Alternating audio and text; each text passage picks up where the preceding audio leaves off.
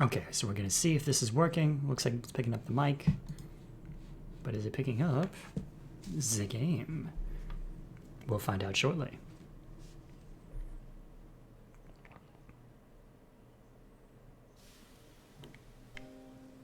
Hey, it looks pretty good. I think y'all can hear it too. It's reacting anyway. So now we test this out. Hang on.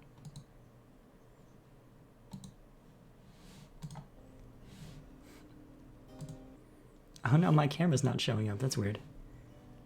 Let's see if I can fix that. Haha! Okay. So I think that's picking up my camera, which I have to point down again now, because I'm not doing Ring Fit anymore.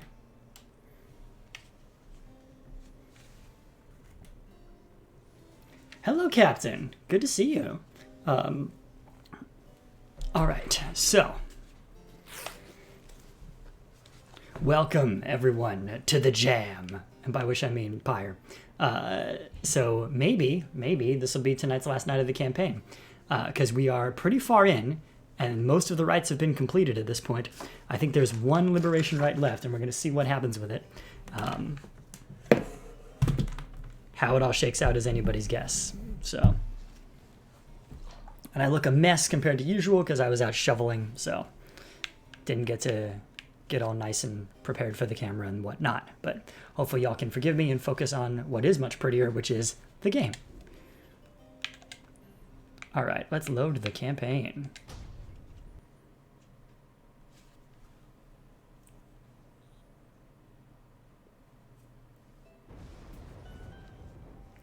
The other folks are currently still finishing up Don't Starve, but I'm hoping that they will raid at some point, because that would be nice.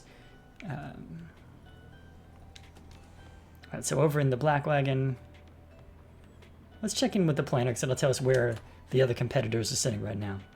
Now that says only one right until next liberation. Wow, they are going fast. And if that's true, then we may be finishing up very quickly here. So it's us versus the Nightwings.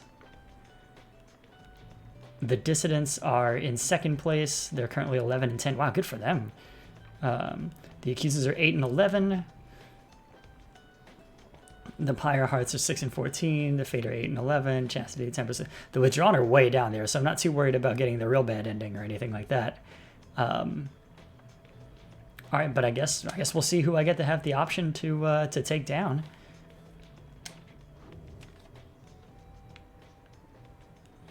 Yeah, I was said this is my last Space Jam lyric that I got to put on the thing. So, the set of bardcore Space Jam lyrics that I was using to describe episodes is over. But I think we'll see.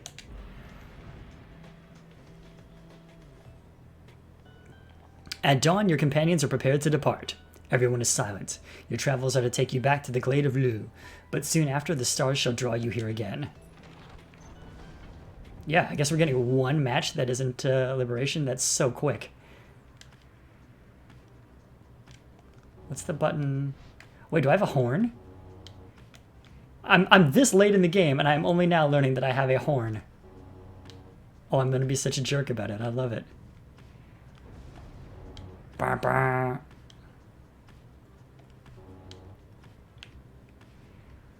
Where is it taking? What? Compass, why are you doing this to me? Okay. So this is the way to Emperor's Ascent and Emperor's Fall and all of those places. Okay. Ah, here we go. I don't know where I was. I was in some sort of weird in-between. I'm a little worried about it. Okay, so we can either land in Cinder Root. And in Cinder Root, Tizo may gain a deeper understanding of the rites.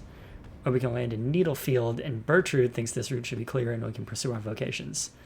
I think Tizo understands the rites just fine. So we'll land in Needlefield.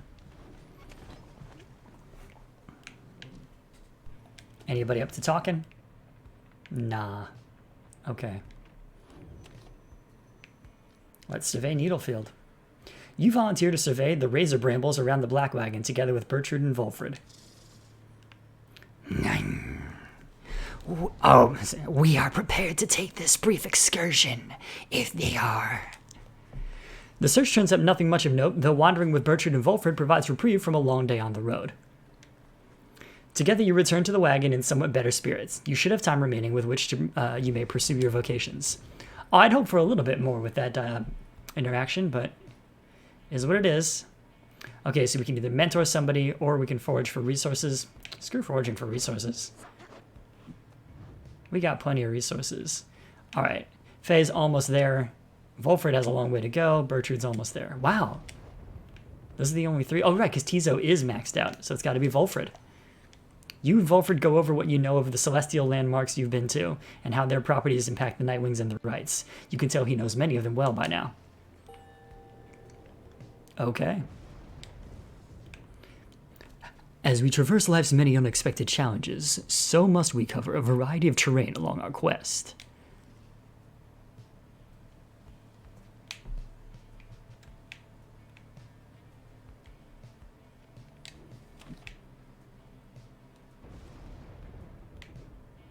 And I guess we continue. Oh, hello, Hanapengu. Nice that you were taking a brief reprieve from not starving. All right. Oh, looks like it's going to be against the Pyre Hearts. Okay, fair enough.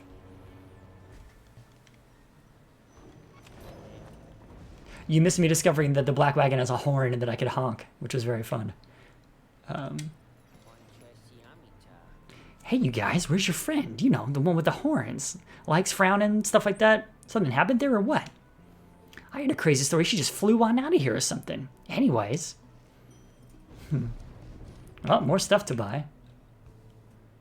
I'm going to buy a Scribes snuff. Because I can get an achievement for using it with someone. Proceed. Yep. Alright, let's see here. All fairly expensive. Ooh, those are very expensive. I can get like one more though. Except for, oh, I can even get that one.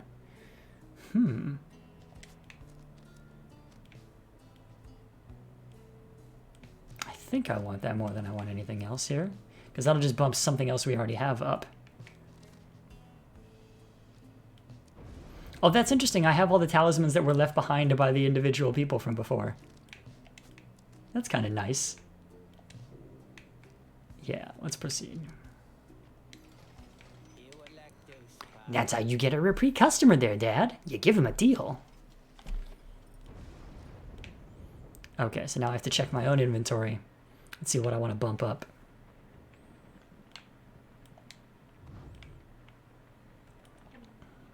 That's already ranked 20.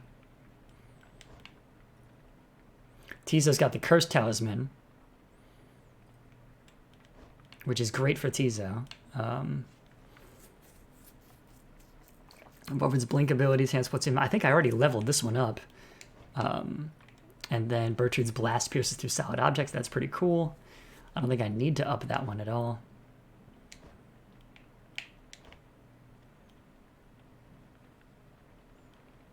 Phase can also bounce off objects. Yeah, I think Volfred's is the only one I can up. Well, I guess I'll do that. I mean, unless there's one of these that's worth upping. Not really, I don't think. Alright, here we go. And now, let's see here.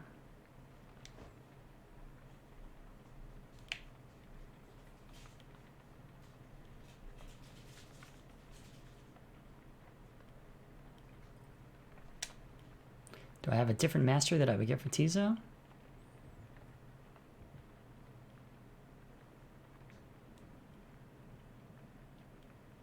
No, I like all those. Okay.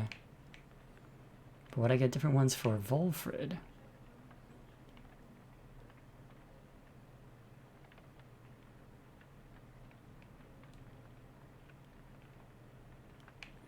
I don't think so. What about Bertrude? Let's see here. Oh, I should definitely switch that one from more to less, but the Pounce one, instantly recovering stamina, is really good. The slithering one uses half less stamina. That's also really good. Aura Blast, wider angle, larger area. No, I like all these. Ugh. What about Faye? Maybe I'm using Faye wrong. That gets rid of the charge for Faye. Lesser for aura casting. She can fling the aura further. Saluting. Oh. While having the orb, Faye sprints and jumps without using stamina? Actually, never mind. That's what I want to use it on. Hang on.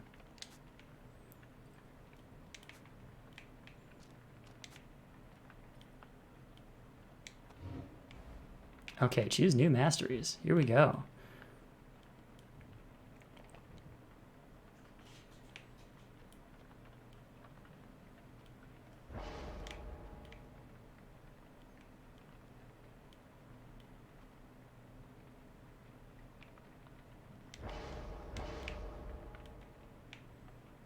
Okay.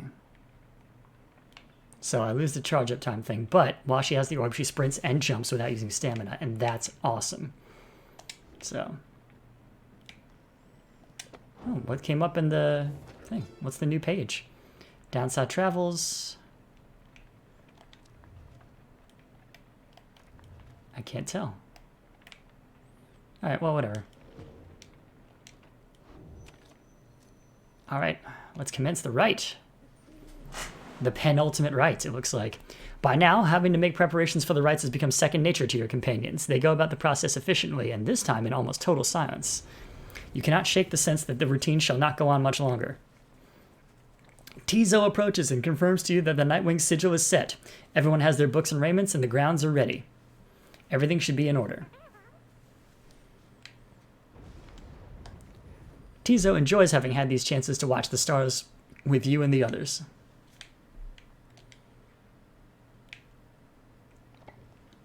Tizo wishes you to know that he values your friendship, whatever happens in the days to come. You and Tizo stand together in silence for a time, looking for the stars above to show some indication that the rite is to commence. It's taking too long. Concern begins to well up in you, but then... Uh-oh.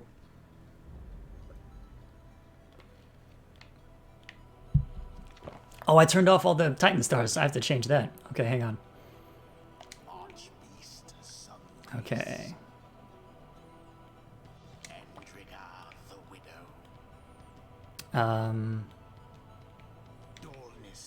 It's fine.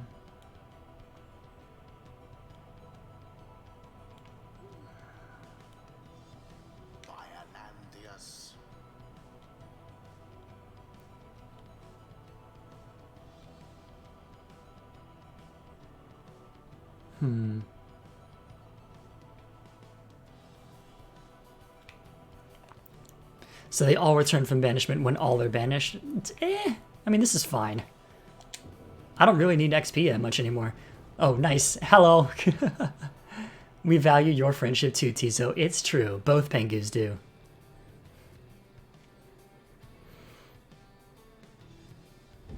Reader, it seems the stars once more have mustered wherewithal to usher in the rites.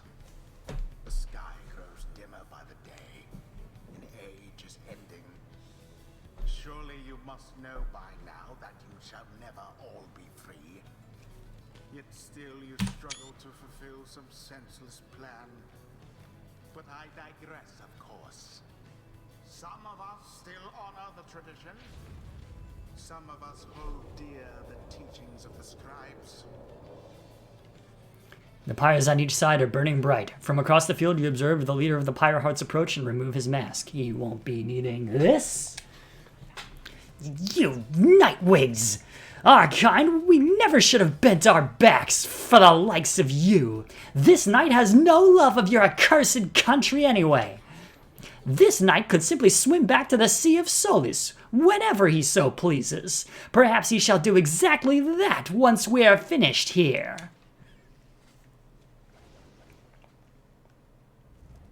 Choose quickly your triumvirate. Man, when you only have 4, how do you avoid banishing sickness? I guess anybody who is I guess, let's see here. Bertrand can't do. So it's got to be Faye, Volfred, and Tizo. Tizo says, if this is to be your last confrontation with the Pyre Hearts, then Tizo vows to make it one to remember. It's always one to remember with you, buddy. Pyre Hearts, this might be our final battle, so this night he vows he shall not flee. Not this time. Now, on guard!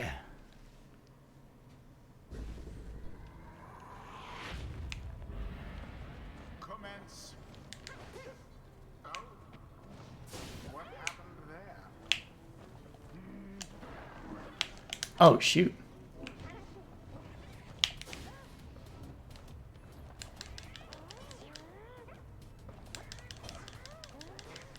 Oh, shoot. They got me. What?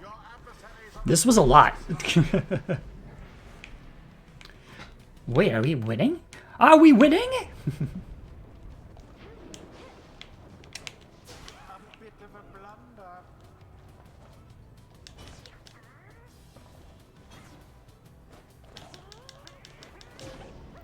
Oh, I forgot the thing with Tizo is I have to not jump once I do it.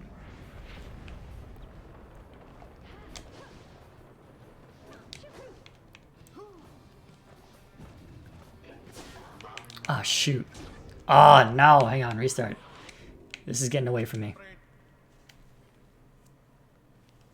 This is a poor team indeed. Not well balanced, but I can adjust it. Faye can't be my main. Choose quickly your triumvirate. Volfred's main. Volfred. Then Faye. Then Tizo. Tizo. If that is all, then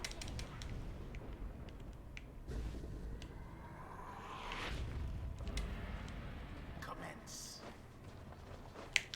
Banish each in turn. How? Like, that's a hell of a trick. Alright.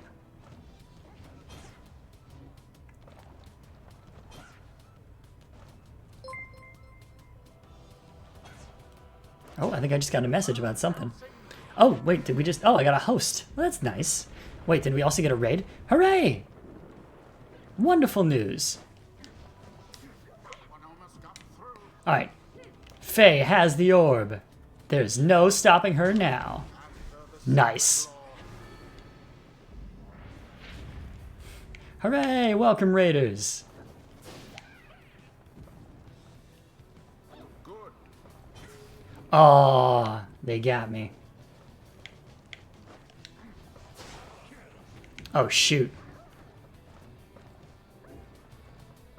Alright, here we go.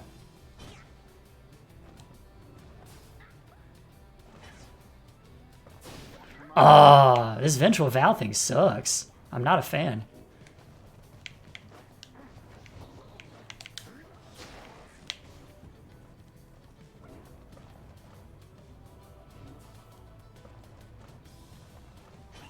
Oh, no. Close the orb.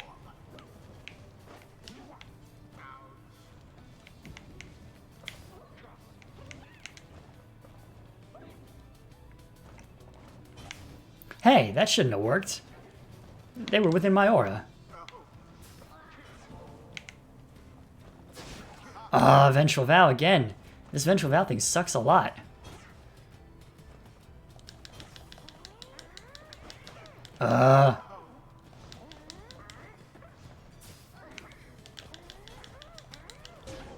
Alright, that's another one. Oh, why, thank you. Yes. Well done, Han, on the shout out. I appreciate it. I'm just a little flustered right now. Oh, damn you, ventral valve. Dislike.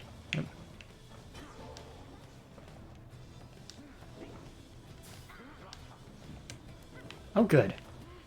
Yes, Faye. Run it in. Oh, no! Why? Oh, dang it. Okay. Your adversary's pyre now burns brighter than your own.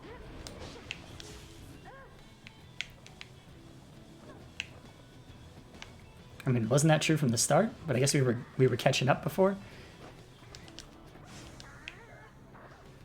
All right. Run it in, Tizo. Oh. All right, Faye, that's you. Ah! Oh, why? Damn it. Okay, this ain't going well.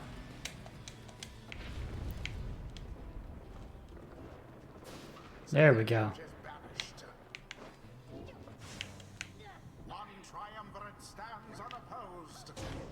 Got it. Okay. So it's close.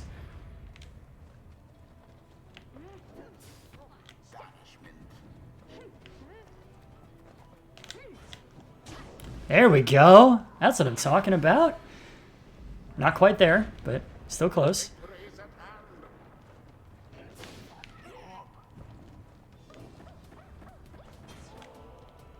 All right.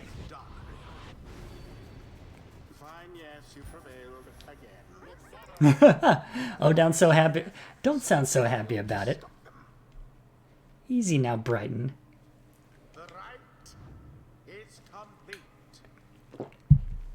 Well done, Nightwings. As for the Pyre Hearts, though they fought us fiercely many times, I doubt it shall be enough. May they find mercy in this land. The Scribes, I knew they would favor us, I think. Although I hope they show mercy to the Pyre Hearts too. Tizo is pleased to have prevailed, though he wishes that the Pyre Hearts find their peace. Pyre Hearts, perhaps we ought to return now to the bottom of the Sea of Solis. The rites, these rites? This night he thinks we have learned enough. Oh. Haha. Excuse me, I have to move away from the game to do this.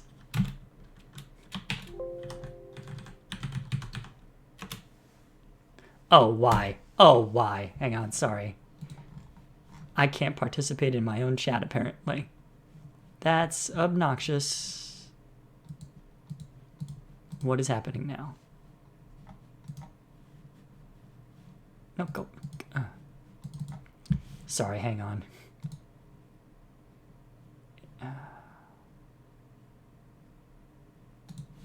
There we go.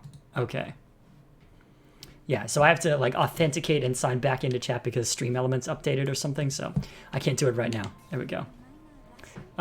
So we won the right. That's what you missed. And apparently Faye reached max level. So we can either get while saluting adversaries automatically leaps towards the orb, or we can get the one that says the charge up time is eliminated. Yes, please. Tizo cannot rise in rank.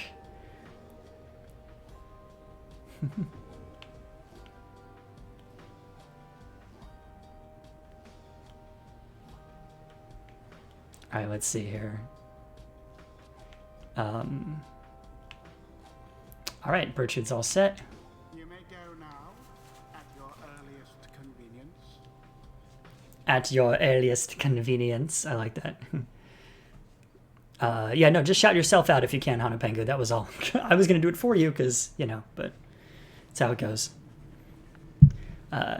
Inside the wagon, after defeating the Pyre Hearts, Faye is discussing aspects of the outcome with the others when the lone minstrel seeks you out. Pardon the interruption, reader, though I need to ask a moment of your time while the night is clear enough for you to see. Please, come have a look outside. Perhaps the news of your next destination may further stir the hearts of your companions.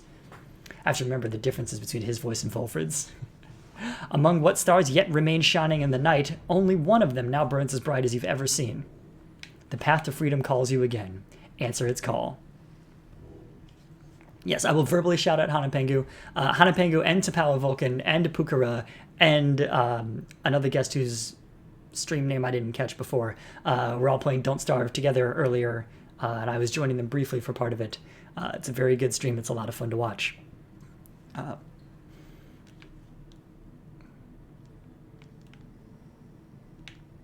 Nice. Nice shout out to Pukara. There we go. Okay. So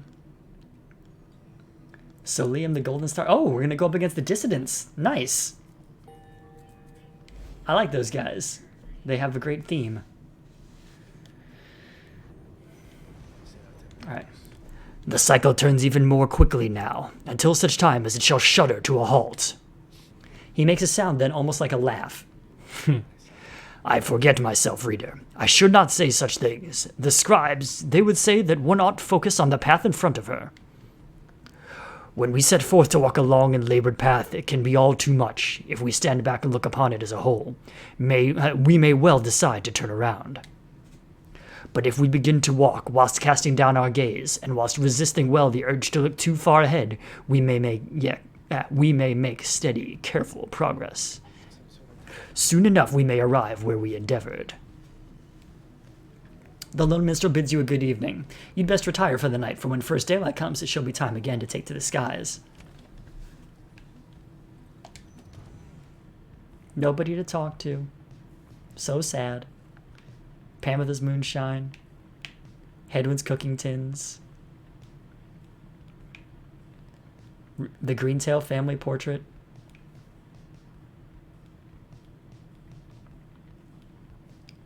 Let's see, where's There's a couple of other things that are from people who've already been leveled up, I think, right? Sir Gilman's crest. Jody's rug. Yep.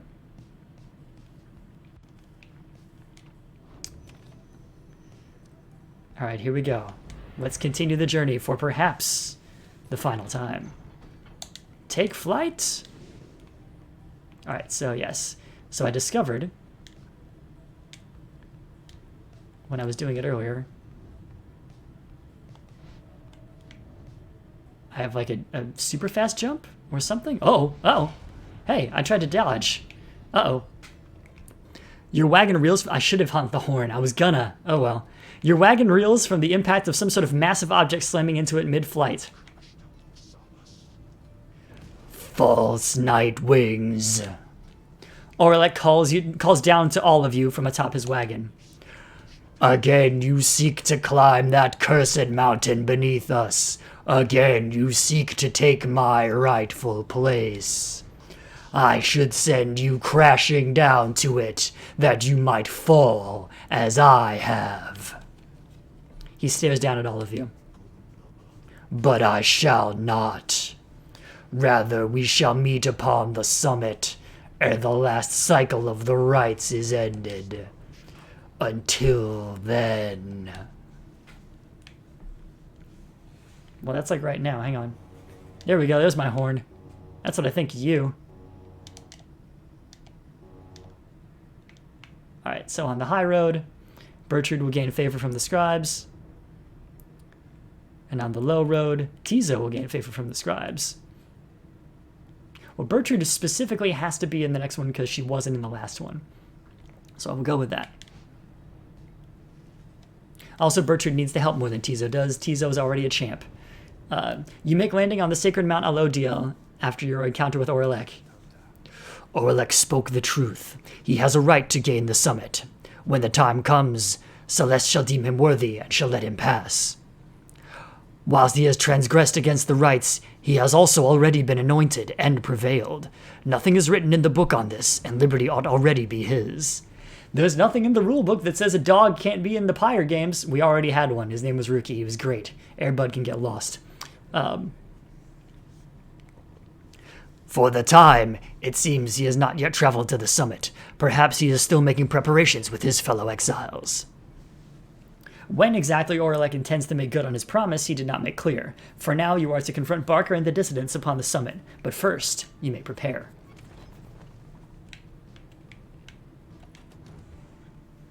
I have anything to do?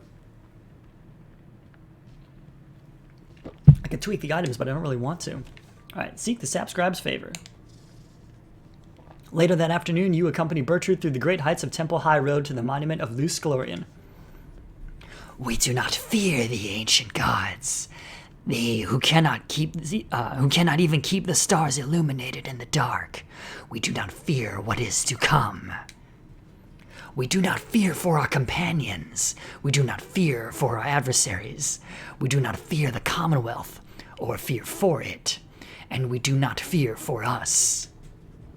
You return to the wagon after she's finished paying her respects. The summit awaits, but first, there's time to continue practicing your vocations. Bertrude gained 2 presents for the next rite. I guess we forage, because everybody's pretty much leveled up. We can search the Yun monuments who have a potent serum, or some of Falcon Run values in the floating rings. Let's use the serum. What did we find? Fortified Sun Serum permanently grants 1 hope. Hey! Drag to a talisman pocket to activate. Nice.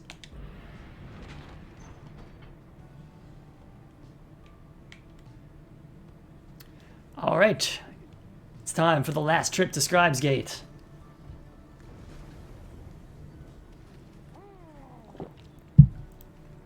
Here in the fading glory of Mount Alodil, you encounter a messenger imp come to deliver news and rumors from the other side. The news this time pertains to Jodariel, whom you liberated at the fall of Solium. You learned Jodariel's past transgressions have all been forgiven. She soon was to be reinstated on the blood border, on the presumption that she wanted her old status back. In fact, she was offered an especially prestigious leadership position on the First Veil, for a demon such as she could not be seen in the streets. But in the sheets, that's another story. The First Veil is an elite blood border platoon shrouded in secrecy other than the famous results of its operations. The Commonwealth's veiled leaders always were surrounded by sentinels in similar garb. But she refused the gesture, rather bluntly, the report suggests. Instead, she sought Volfred's agents, as well as several of her former fostered sons and daughters. And so, the ranks of the revolution grow stronger. The last part of the messenger imp's news must have been damaged in transit, though it appears to be in Jodariel's own words. All you can tell is that it says, await. You thank the messenger imp for relaying this information. Your companions are excited to discuss the news. Having someone of Jodariel's will and stature with us on the other side shall pave the way toward a brighter future. Do you think she still has her horns now that she's back up there? We can envision it. A demon such as she, set loose within the Commonwealth. Tiso is fired up about the news of Jodariel's return to the Commonwealth. Good man. Alright, let's see here. The news of Jodariel's liberation fills you and your fellow exiles with newfound resolve. Everybody gained 1 hope for the next rite. Wish Jodariel luck. Always, Jody.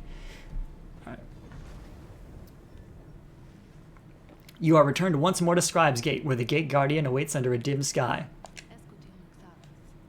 The exiles of the Night Wings, and you, Tariq. This is to be one of our final meetings.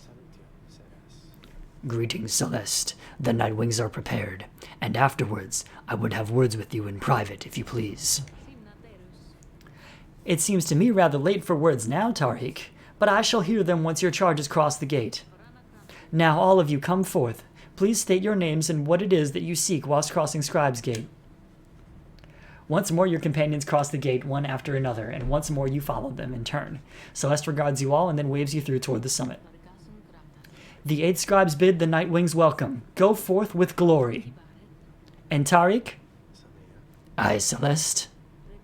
You may rejoin the others in a while. For now, I would hear those words of yours. Certainly, Celeste.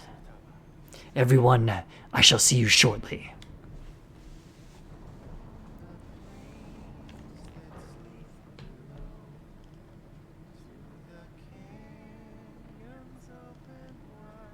Ooh, we get a song.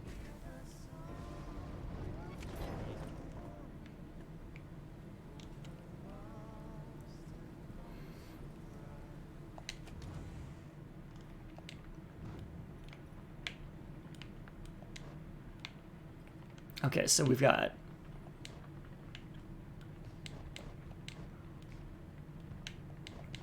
Okay, I don't know who's going to be too sick to be in the match.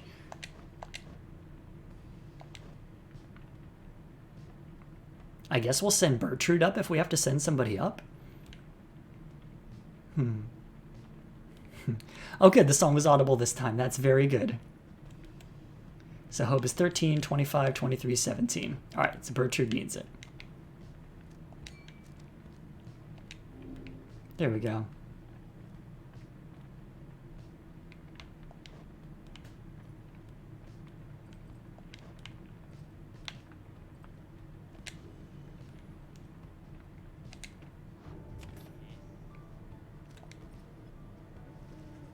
Alright, the time has come again to deliver one of your fellow exiles to a homecoming in the Commonwealth, lest your adversaries, the dissidents, achieve the same instead.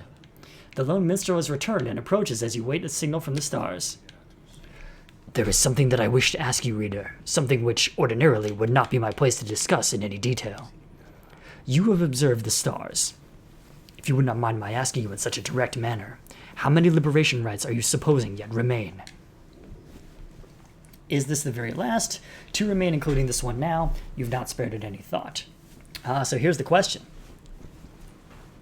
Will we have one final round after this? I suspect we will, because it'll be a final battle against the other Nightwings.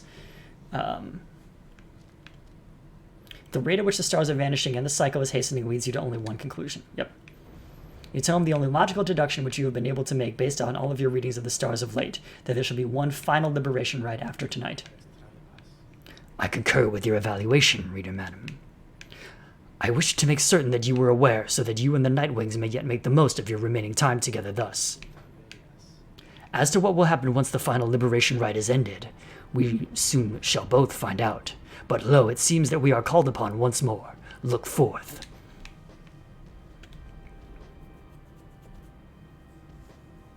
Ding, ding, ding, ding, ding. I don't really think we need these right now. I think everybody's pretty good for enlightenment.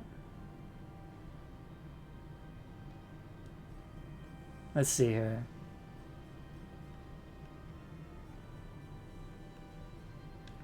You know what? I'm fine with it.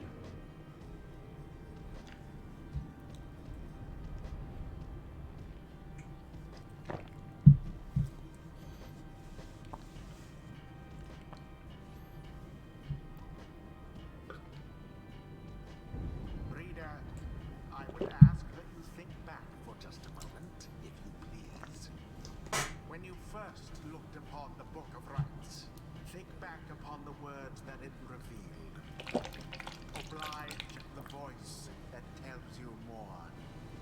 Oblige the voice that tells you more. Ooh. Would that the scribes were here among us still. I would not sing your praises to them, rest assured. I trust that you shall savor this occasion. You shan't have to oblige me for much longer. Bright and salty. Okay. The pyres burn and each of the triumvirates is present and prepared. I concur. The pyres burn and each of the triumvirates is present and prepared. Then, anointed one of the dissidents, come forth now and declare yourself, and pay any respects you have unto your adversaries, the Nightwings.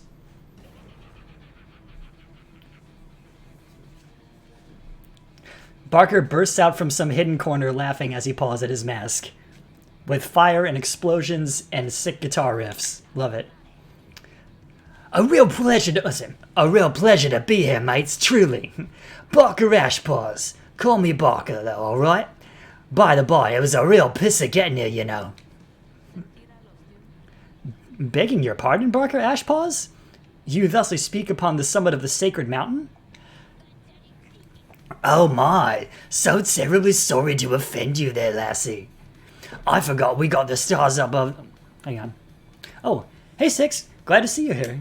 And now I got flustered and missed the line, but that's okay. Now let's get one thing straight, lassie. I don't give a bother for your sacred mountain, so you take it and shove it. Me and my pack, we're just here for the laughs, you got that? The other side ain't any better than this one. We ain't interested in your freedom. But just the same, we're gonna get it. Take it from those wee little babes, they're so antsy for it. Hear that, you Nightwings? You better pick up a good fight here, or I ain't gonna be happy, understand? Then he shoves his mask back on. Right, come on then. Let's hurry up and get this damn thing started. There we go. Damn. Nightwings, your choice. In whose name shall you conduct the liberation rite? I wish you the wisdom of the scribes in making your choice, reader. And I wish you to come prepare our song with me, Tariq. Whom shall you attempt to send home this time? Ah, anybody but Volfred, I see. Fair enough, I guess. Gotta save something for the finale. Alright. I'll be sad to lose Bertrude, but it's the way it's gotta be. Then now, perhaps, at last shall we return to whence we came, and there shall we resume our work, if truly we are to return. Who shall stand with her?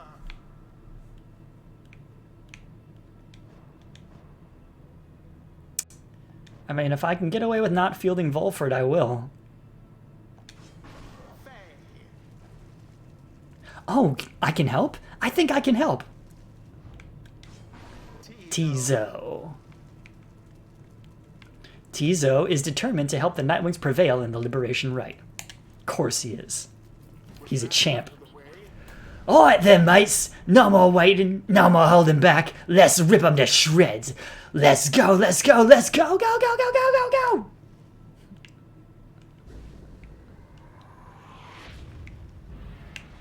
Look, wrong person. Hang on. Wow. Alright. More the fool I.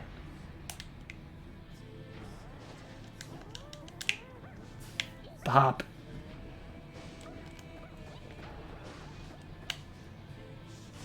Ha ha! Tizo runs it in. Love it.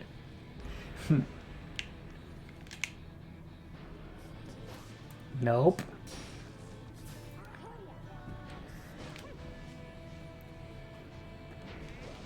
Infinite running. That's so nice. What the? Alright, mates. Something's gone right funny with that orb, as I can tell. Indeed, something seems to have happened to the Celestial Orb. It shudders now as though possessed of the same chaotic power as your adversaries. What?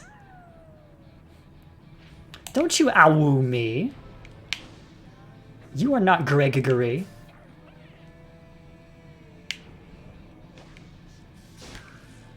Oh, shoot.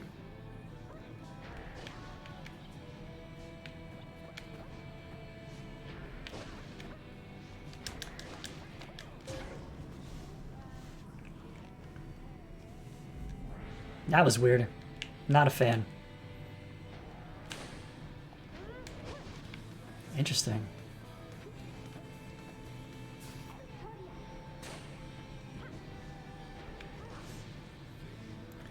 Bye. Aw, shoot. Well, I didn't much care for that. That's okay.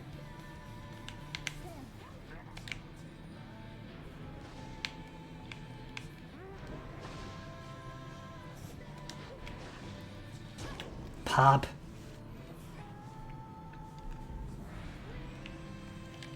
Alright, it's all you, Tizo.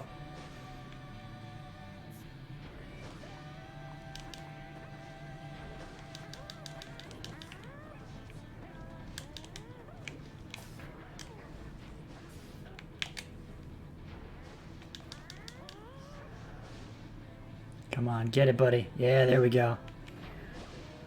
Oh, no. Phooey.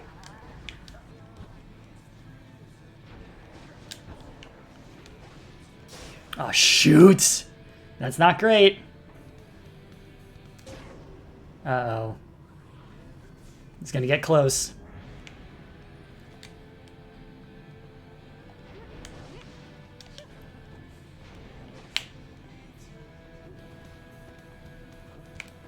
Come on. There we go.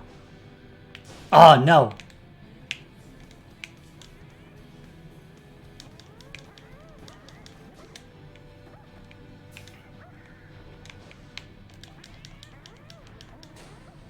Wow, where did the ball go? Oh, there we go.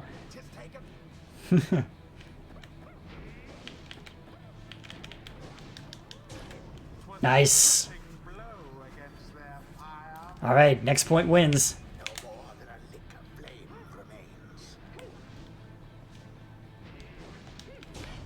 Boom! And that's the match. Didn't even need to restart that one. Got it on the first try.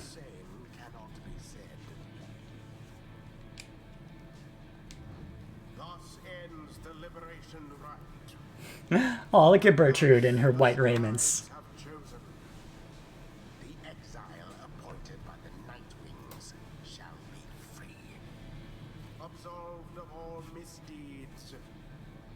return to glory in the Commonwealth.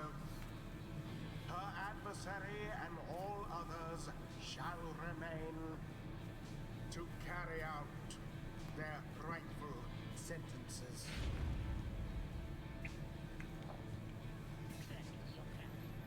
What a joke!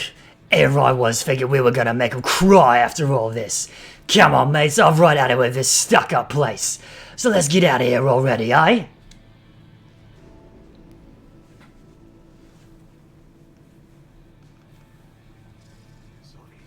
Thy efforts seal our return.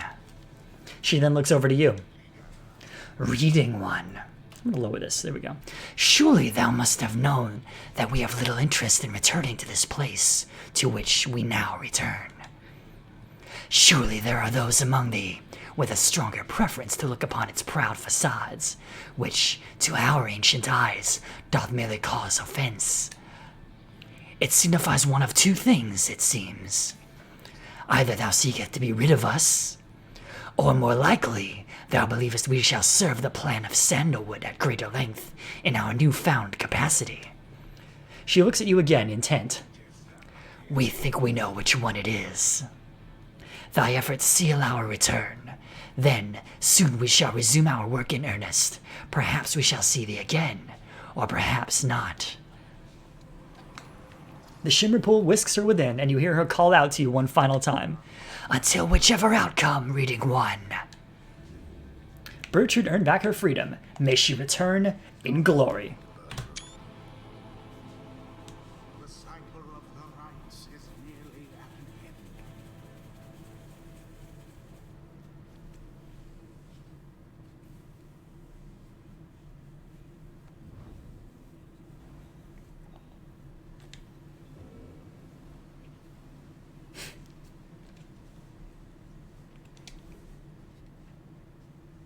Suppose if I put Volfred in, he would have leveled up, but whatever, it doesn't really matter.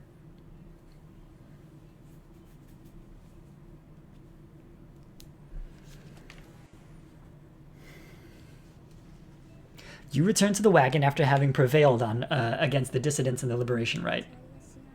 I had a good feeling this would happen. Tiso is pleased that Bertrude is finally free. You succeeded in liberating Bertrude, who returned to the Commonwealth in glory. The last light of the stars still shines for us above. At this point, what is to become of our plan needn't be the subject of our speculation. I trust we'll learn the outcome soon enough. Our actions to this point shall pave the way, perhaps our faith as well. So let's, for now, focus on this. We stand upon the brink of the last turn of the cycle of the rites. Soon we'll have a final chance to get one of you home. Now, reader, up for a little stargazing? Let's see where in the downside we should be returning for these final rites. You turn back toward the darkness. Oh, thank you for the Pengu hearts. To look upon the last few stars too stubborn to relinquish their light. The Scribe stars yet burn for you atop the sacred mountain. Determine where they lead. Do they lead anywhere? Wouldn't they just lead back here? Ha'ub the Midnight Star, Gaul the South Star. I mean, it's not going to matter, right? Jomyo the Dark Star. Okay. Well, maybe we get one more match in? Let's see. The Accusers are #1 ranked. Let's see which one leads me there. That's the Accusers. That's the Fate. That's the Chastity. Yeah, let's go to the Accusers.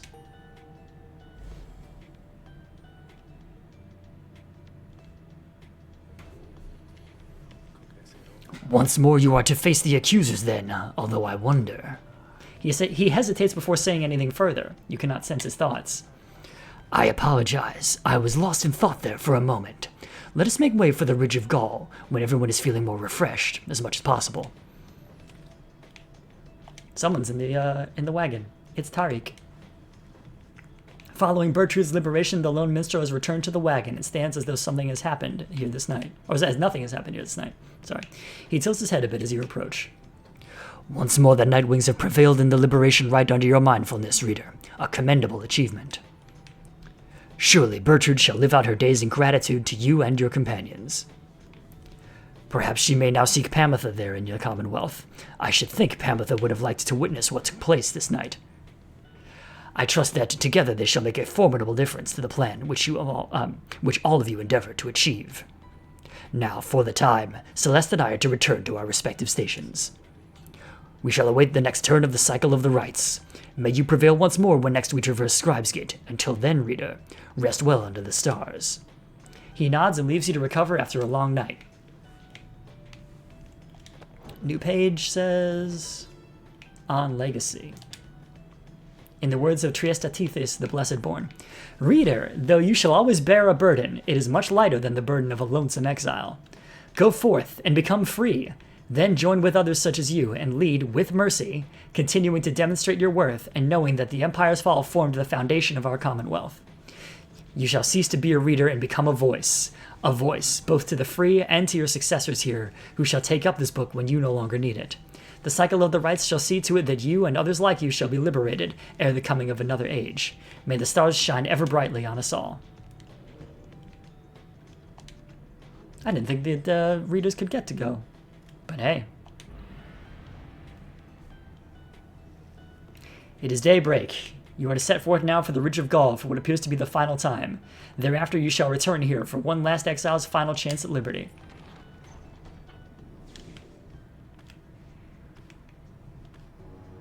Honk.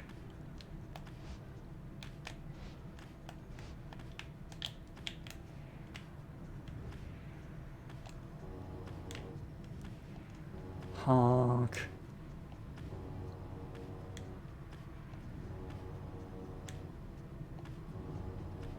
Oh yeah, the Ridge of Gaul's all the way back there, isn't it? I forgot. Oh, there it is. Ah, we can only land at Hollowroot, apparently. Like it says we should be able to land here. That we may find something of value. I mean, I don't really care. Falcon Run and passing here with a special offer. Can I land at Blooming Pool? No. Oh, I can. All right. Fair enough. It just didn't look lit up. Okay, let's explore Blooming Pool. Something about the untamed reaches of Blooming Pool gives Volfred a strong intuition to explore the area. Together you set out to take a look. I should like you to join you for a stroll. There seems to be nothing in particular in the vicinity, but then Volfred raises his voice. Why, what have we here? A departing gift, perhaps, from others such as we. The object in question is lodged deep in the ground and bears the mark of the rites. You sense you may be able to secure its contents, but the mystic wards will not be easy to undo. What shall you do with the locked container? Attempt to open it or leave it behind? So we could choose to pursue our vocations instead. But I'm intrigued. Let's find out what's in it. You focus all your mental faculties on the mystic wards sealing the box's contents. Soon you're left exhausted, but the box's lid unfastens. Inside it is a talisman, placed there perhaps by one of your predecessors in the rites from ages past. You discovered a Titan tooth.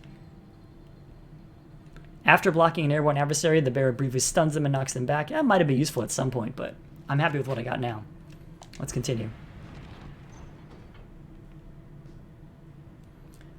Will we fight the accusers? Maybe. It's possible. It's also possible we may get interrupted.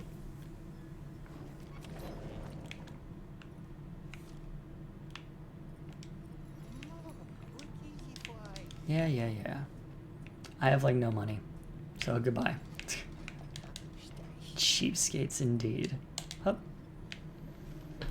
After making all the necessary preparations amid the windswept fields of the Ridge of Gaul, you and your companions await the commencement of the rites. It is quieter even than usual at the onset of such events. The lone minstrel appears bearing some sort of news. I have checked, and it appears as though the accusers have not yet arrived, reader. There is no sign of Lendl or anyone. Their sigil is not set either. If what he says is true, then your adversaries are not present, then you presume the rite cannot commence. However, the stars themselves soon indicate you're mistaken. Oh gee, could it be that we went up against someone other than the accusers?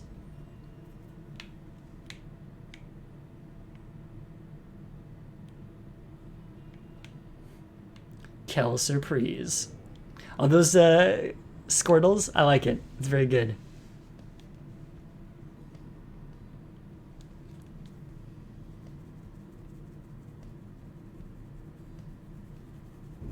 Reader, commonwealth, your home. Today it is aflame, much like a stack of books. Aflame because of you, because of your outlandish plan.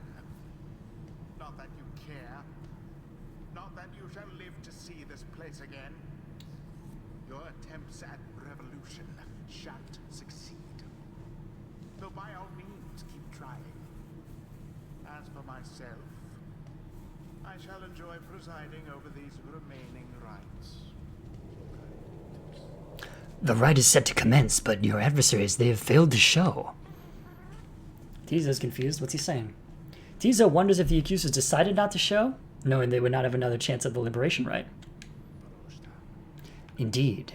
As the rites are drawing to a close, some of the triumvirates whom you have met, perhaps they're beginning to decide the stars are not worth heeding any longer. Landel, you wonder whether he would give up on the rites like that. He has never seemed the type. For all his bluster and anger, he seems single-minded about prevailing, about besting the Nightwings at any cost. In any case, we have begun the ceremony here, and so I ask that we end it. But wait! Choose now your band of traitors. Well, it's just a question of who's going to main, right?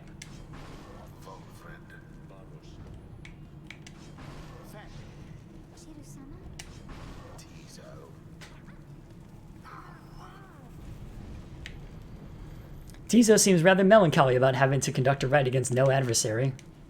Oh, there'll be an adversary. Lo, even your adversaries have abandoned you, and it is done. Ha! That's great. I love it. By default. The two sweetest words in the English language. Default, default, default, default. My only hope is that, let me read this as Volfred. My only hope is that our would-be adversaries find some peace. Boundless are the teachings of the scribes. No XP, I like it. I eagerly await our next such outing. I should have put all 12 Titan stars on that one, that would have been funny.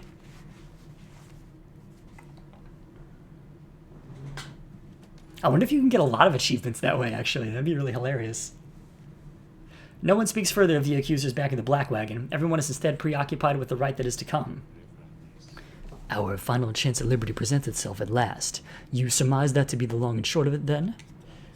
The stars always shine with truth. The ending of the cycle of rites is now upon us. He looks over to you. Please look forth, reader, and see this for yourself. You may well surmise where we are going next. The others turn to you as well. You turn toward the wagon's door. You know what you shall see out there. Now, however, the time has come to face it.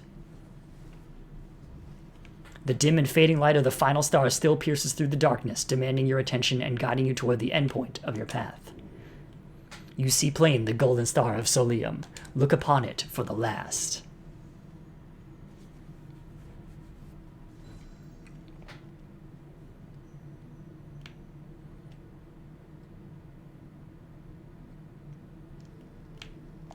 Ah, here come the true Nightwings.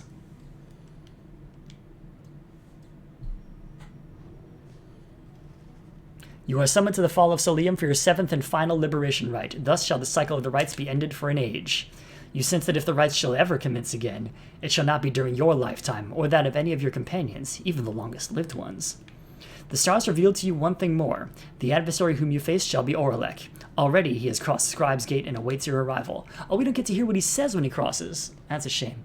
If the 8 scribes created the Nightwings in their own likeness, perhaps it is only fitting that the Nightwings should, in the end, be forced to face themselves.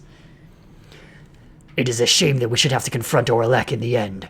Our goals should never have been at cross purposes. I am surprised that this is what the scribes desire. For now, it may be best that you recover until dawn. Regain your strength as best you can for the coming ritual. Rest well, reader. The group disperses as exhaustion sets in. At dawn, you fly to Mount Alodil to make a final effort to achieve your plan and get somebody home. But who?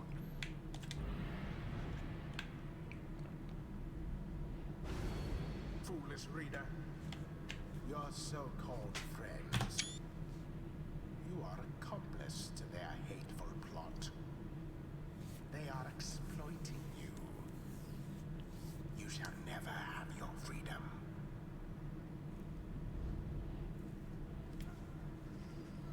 By dawn, you were already up and about after a troubled slumber. The Black Wagon is prepared for its final voyage to the fall of Solium. No one speaks.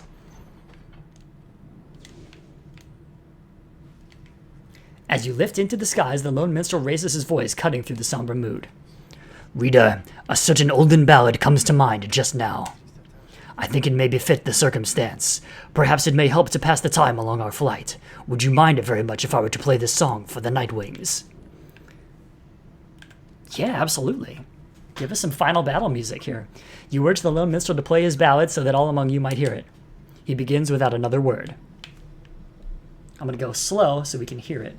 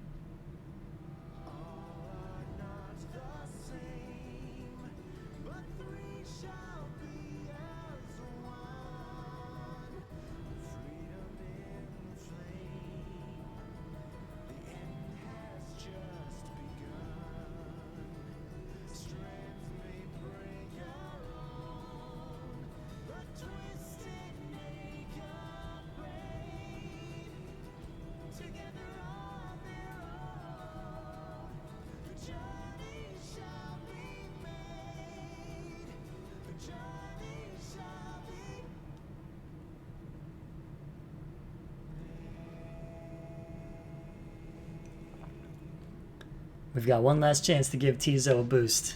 We're taking it, because this is a pro Tizo stream.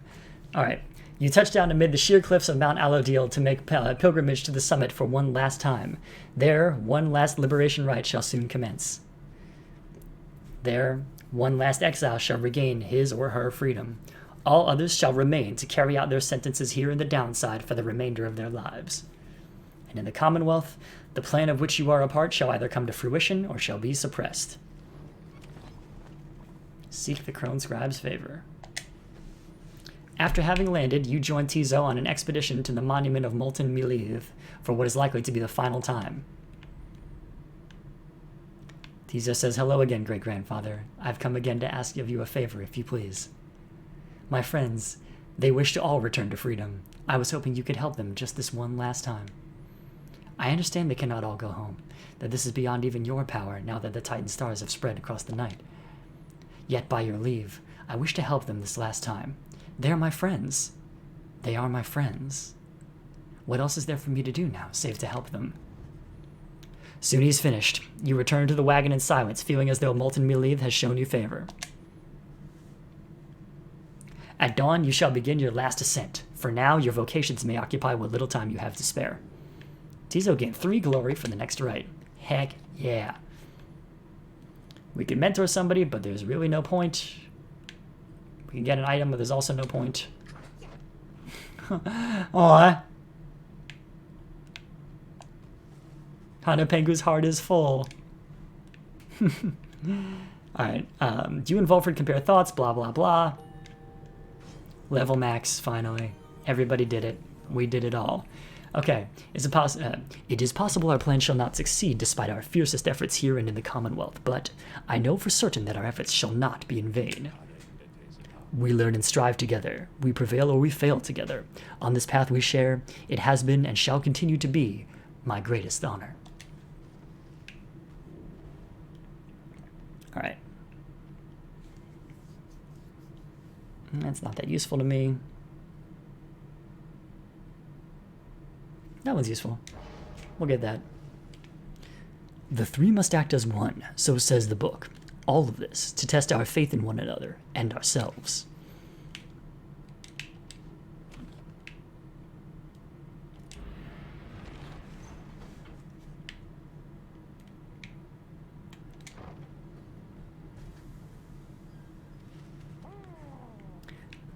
A messenger imp traveled all the way to your location in the sublime grandeur of Mount Alodiel to bring you the latest news and rumors from the other side. Wow, just made it.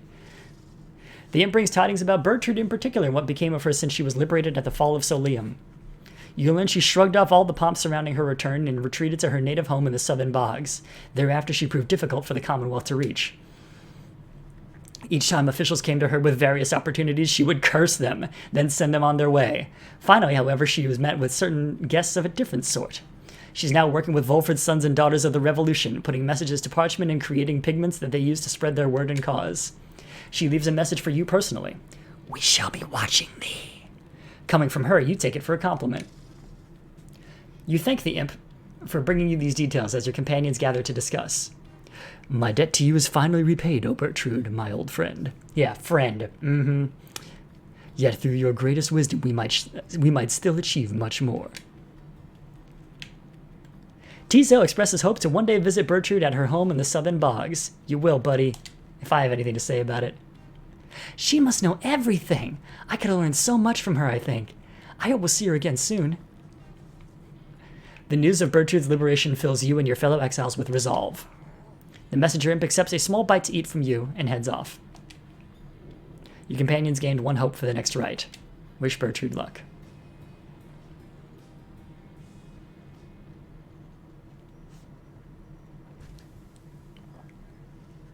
You stand before the Scribes' gate with your companions. The gate guardian is there as ever, but you sense something different in her. The exiles of the Night Wings, we shall not meet again after the coming rite. Tariq and I, it shall be time we take our rest, I think. Greetings, Celeste. I would tell you that the Night Wings are prepared, though this time I am uncertain anyone among us feels thus. We have a duty to uphold, Tariq. And then what, Celeste? And then nothing. Not for the rights or us. Not until the dawn of a new age. Now, Nightwings, step forward. Please state your names and what it is you seek whilst crossing Scribes' gate. One by one, your fellow exiles approach her, now with sureness in their step. May I speak first? My name is Faye, and I'm here because the Scribes, this is the path they have shown me, and all of us. I like it when they call to me. Tizo believes that his ancestors are watching over the Nightwings and seeks to live up to their legacy. My name is Volfred Sandalwood. I long as yet to see an age where freedom is one's birthright, and no longer are good people such as these forced to contend for it. Finally, you step forth once more. You, an old farmer who vowed to help her friends be free again, and who managed to come this far with this group. The gate guardian observes you for a moment and then motions past the archway toward the summit. The 8 Scribes bid the Nightwings welcome. Go forth with glory. Except for you, Tariq, you stay right here. I thought you said... The rites are not yet ended, Tariq. He looks to her and then looks over to the rest of you. Pardon me, everyone. I shall be here when the stars align. Is that what they say now? The gate guardian and the lone minstrel remain together as the rest of you depart. They're gonna go make beautiful music.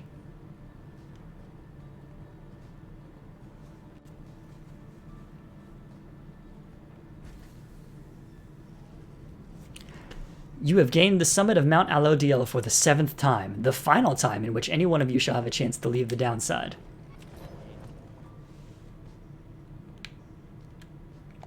Let's go. You have gained the summit of Mount Alodiel for the 7th time. Very few stars remain above to light your way as you await the commencement of the final liberation rite. The lone minstrel finds you clutching the Book of Rites, seeking there, perhaps, some bit of wisdom that has eluded you thus far. Reader, we may not have a chance to speak again after this. I may have to go. Oh, are you something more important, maybe than you've been letting on? I wish to say that I am grateful for having made your acquaintance, and I shall remember you with fondness. I wish you well this night and always. Go forth with glory. Then he looks up and he extends his hand in friendship. You clasp it. You see Faye has joined you. All of your companions are there with her, in fact. Oh, hi, miss. The others said that they wanted me to join them and come talk to you, so here I am. The Scribes are watching us. Tizo wants you to know he has the utmost faith in you, and we have the utmost faith in Tizo. It is strange for me to say given the circumstances of our meeting, reader, but it has truly been a pleasure. Onward now, let us achieve our plan. You mean your plan? You look upon your fellow exiles, your companions with whom you have withstood the downside, and with whom you shall now conduct the final rite. Begging your pardon, but my time has come. We shall see each other soon. Sort of. He departs. After this night, the outcome of Volfred's plan, the plan of which you have all been a part, Volfred's plan, the plan chosen specifically for Volfred, that plan, yes, shall be decided one way or the other. For now, all you can do is strive to prevail against your final adversaries so that one last companion may go free. You rise to join your fellow exiles as the last remaining stars ignite. The final liberation rite of this age shall now commence. The stars have joined us.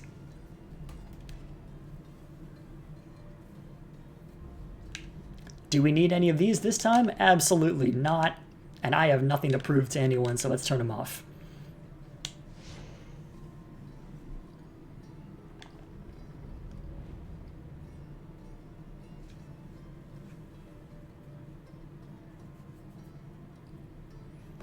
Having come this far, you need but take the final steps upon your quest for freedom. I hope there's someone in the way. For one last time, upon the fall of Solium, dear reader, hear me for one last time. For soon, the few remaining stars shall fade away, leaving you stranded there for your remaining days in that forsaken land where you deserve to be. The rabble that you roused here in the Commonwealth shall be put down. The exiles whom you liberated all shall fall in line. But first, let us get on with this last liberation rite. You face none other than yourselves. Each so unlike the glorious Nightwings of yore. 'Tis a shame that one of you shall soon be free. For you deserve each other. Ooh. Brighton's still salty. Alright. The pyres burn and each of the triumvirates is present and prepared. But before the lone minstrel can concur as per the custom. Not another word. The demon Orlex slowly raises his clawed fingers to his mask because he won't be needing this. The false Nightwings have arrived at last. Long have I awaited this. My freedom was once stolen from me. Then I was cheated of it here upon this mountaintop.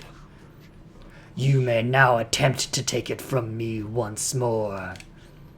He stands there for a moment, silent, and then Orlek dons his mask and stands prepared.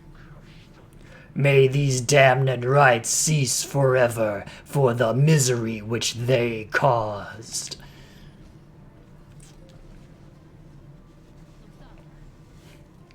Nightwings, we shall not meet again after tonight, for the cycle of the rites is all but ended.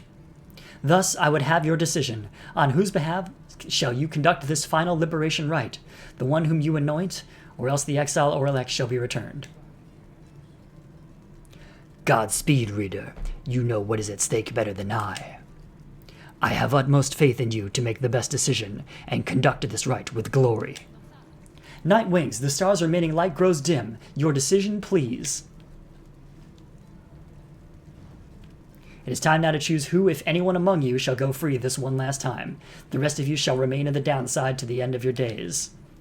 One by one you meet the gazes of each of your fellow exiles. Volfred. Faye. Tizo. Your fellow exiles, your companions, your friends. Together you've come this far, but now the downside and the rights conspire to tear your group apart and disrupt your plan. Are you prepared to choose this one last time? Yes, for there is no turning back. With but a glance, you reassure your fellow exiles that you know what to do.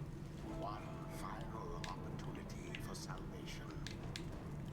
Too bad for the rest of you. No way I'm splitting up Tizo and Faye, so Volfred it is. Let's see if he can make his plan work. Long have I dreamt that I might someday see this plan of ours come to fruition. I promise you that I shall make the most of it if we are to prevail. So? Why? Your choice is cast. As for your other companions, you sense a clarity of thought and purpose in each of them. Oh wait, Orlick was an option?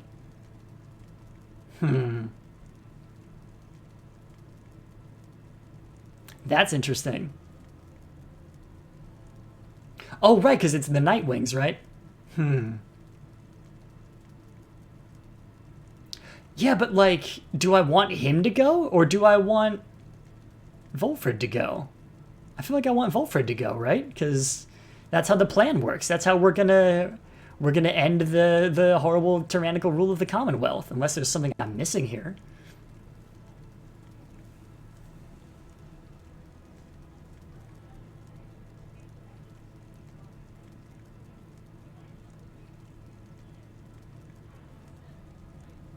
Any thoughts on that?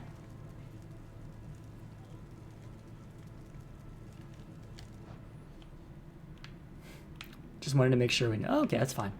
No, I mean, like, it would be an interesting way.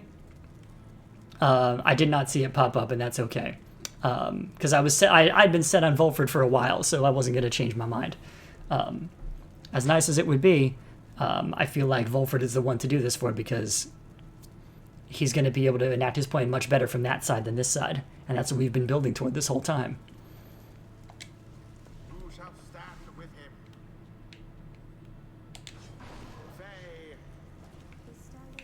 Blessed are the scribes who grant me and all of us this final chance, that we might free our dear friend Volfred.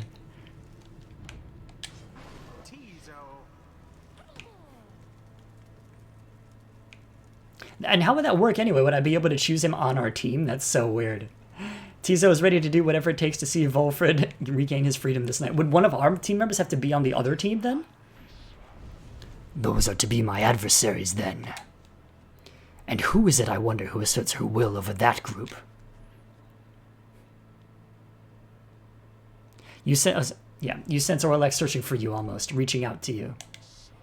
You the shadow of the false Nightwings. They are nothing to me, but you who would relinquish your own liberty for sake of them, strange. It is fitting, then, that I should have to face one such as you. Then Orlex stands at the ready, signaling for his two allies to do the same. By light of dawn, the cycle of the rites shall cease. Let us see if we can finish this ordeal before that time. Oh, I'm getting a report that the Orlek pop-up was actually just that the roster updated to include Orlek on his side. But I think we've got more info about it, but that's another matter. The sky above begins to shudder. The final liberation rite is about to commence. Tariq? I am prepared, Celeste. Then let our song this evening shake the stars themselves. Ooh. Aye, Celeste, let us make sure of it.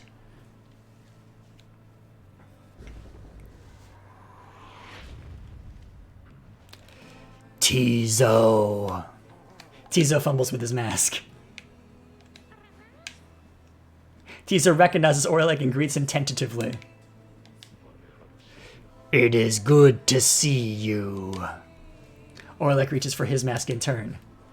How is the horn? Mended? Tizo indicates his horn has not bothered him for a long time now, and thanks Orlek for it. Oh, they match! Good. A full recovery, then. But it is unfortunate to see you standing there with them, Tizo. Come with us. No questions asked. The proposition seems to catch Tizo off guard. Tizo indicates that he will not abandon his friends or their quest. He seems to be pleading with Orlek to stand down, to listen, to not give in to anger. But Orlek shakes his head. He puts his mask back on. This is something I must do, little one. Tizo dons his mask in turn. He chirps nothing more.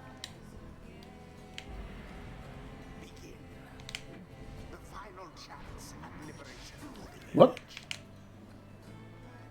Wow, he's very large. Haha! You wear the raiments once again. I could not simply stand by and do nothing, Orlek. Yet that is what you did when last we stood together on this blasted mountain. I fell, you simply stood. Orlek, what shall it take for you to be convinced I took no part in your betrayal? Orlek seems to consider the question, but only for a moment. Give me my damned freedom. Let me prevail here and now.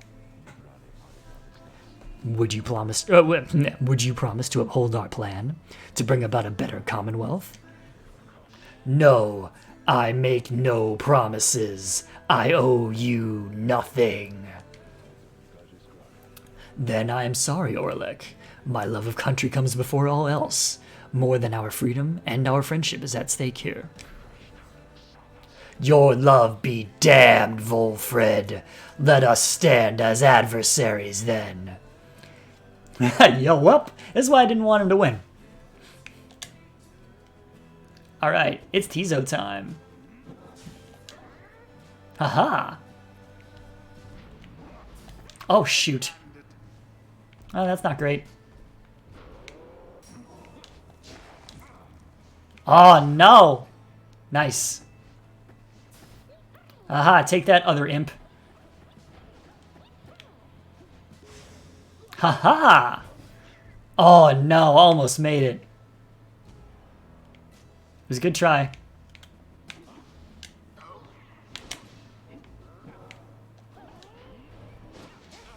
Oh, shoot.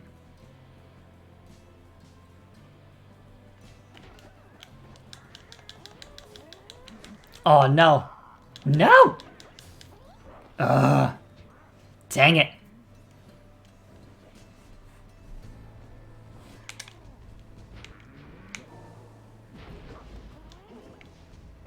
Oh, no. Oh, no! Alright, alright, alright. We can still do this.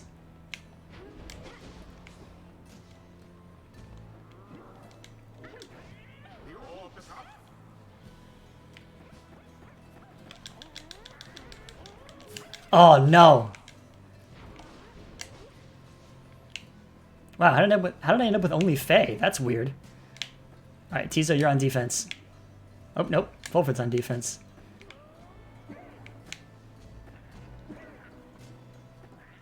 Hey, land, buddy. There we go.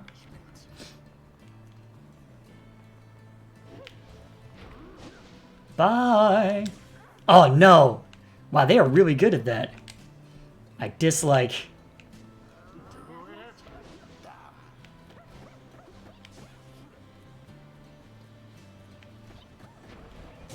Haha, got one. The sky rains ash. Soon shall your pyre's own mingle with them. Just then, the skies above begin to rain down fire, the final throes of the cycle of the rites, and the ending of the age. Ooh, good animation. Ouch! Well, now what are we supposed to do? How he has changed, that Orlek. Grown old and bitter all these many years. Ah! Too much aura. Couldn't get around it.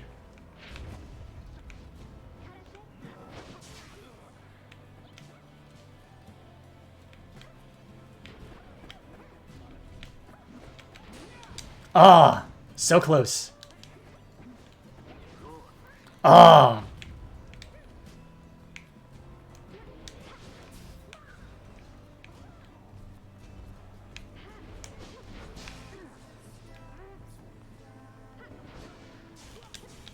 Ah! Again with the jump. They get me right before I jump every time. I can't believe it. Haha. I bet you thought I would lose my aura. Oh. Man, he's just such a powerhouse.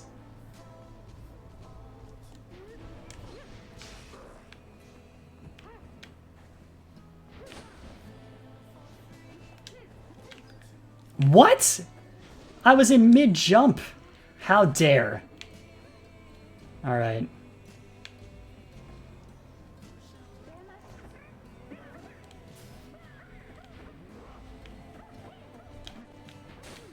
Ah! I got stopped by a wall.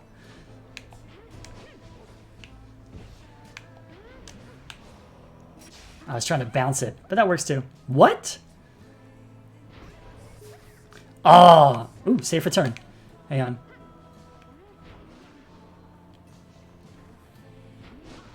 Oh, I got stopped by a wall again. How dare. Oh, it was a good blast.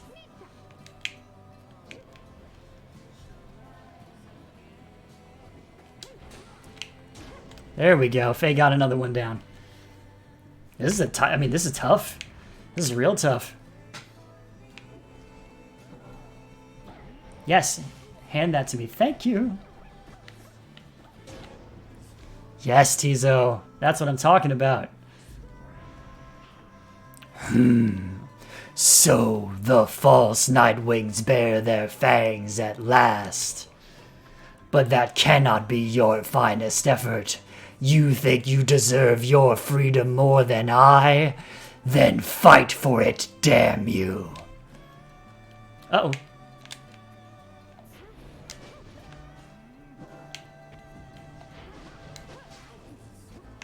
Oh, they got me. Dang it. All of you, you shall rot here. You shall rot as I have. All for lo these many years. You false Nightwings, who would deny me once again my rightful liberty. You who deny that liberty to all of the triumvirates you face, and vanquish under the guise of the traditions of those blasted scribes. Come, let us continue with this glorious affair.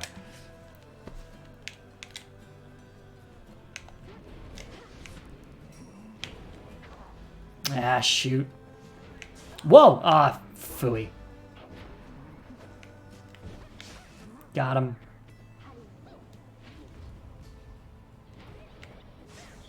Whoa. Oh, no, Tizo.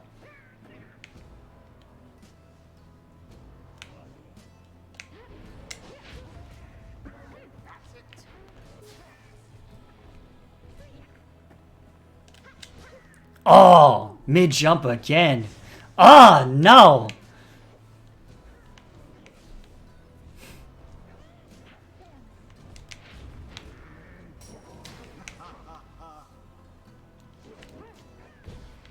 What?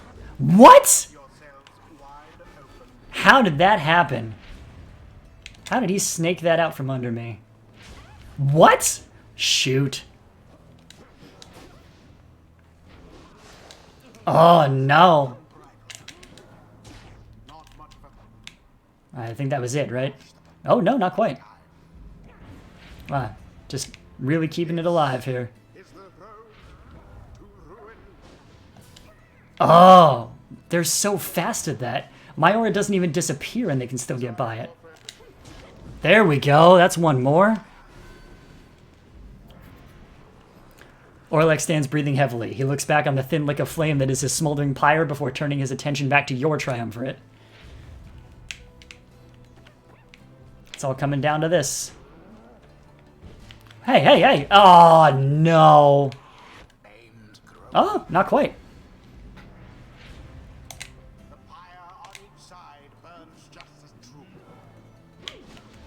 Oh!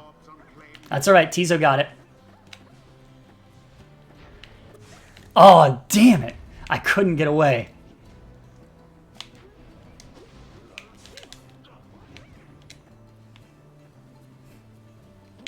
Fall for throw it back, thank you! There we go! Infinite stamina Faye, one more time. Proved their worth. They surpassed their adversaries in the end.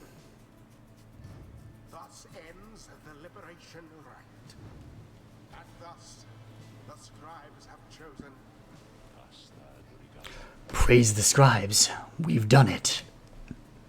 You look upon Volfred for what you expect should be the last time you see each other. Oh, thank you. Any moment now, the Shimmer Pool shall engulf him.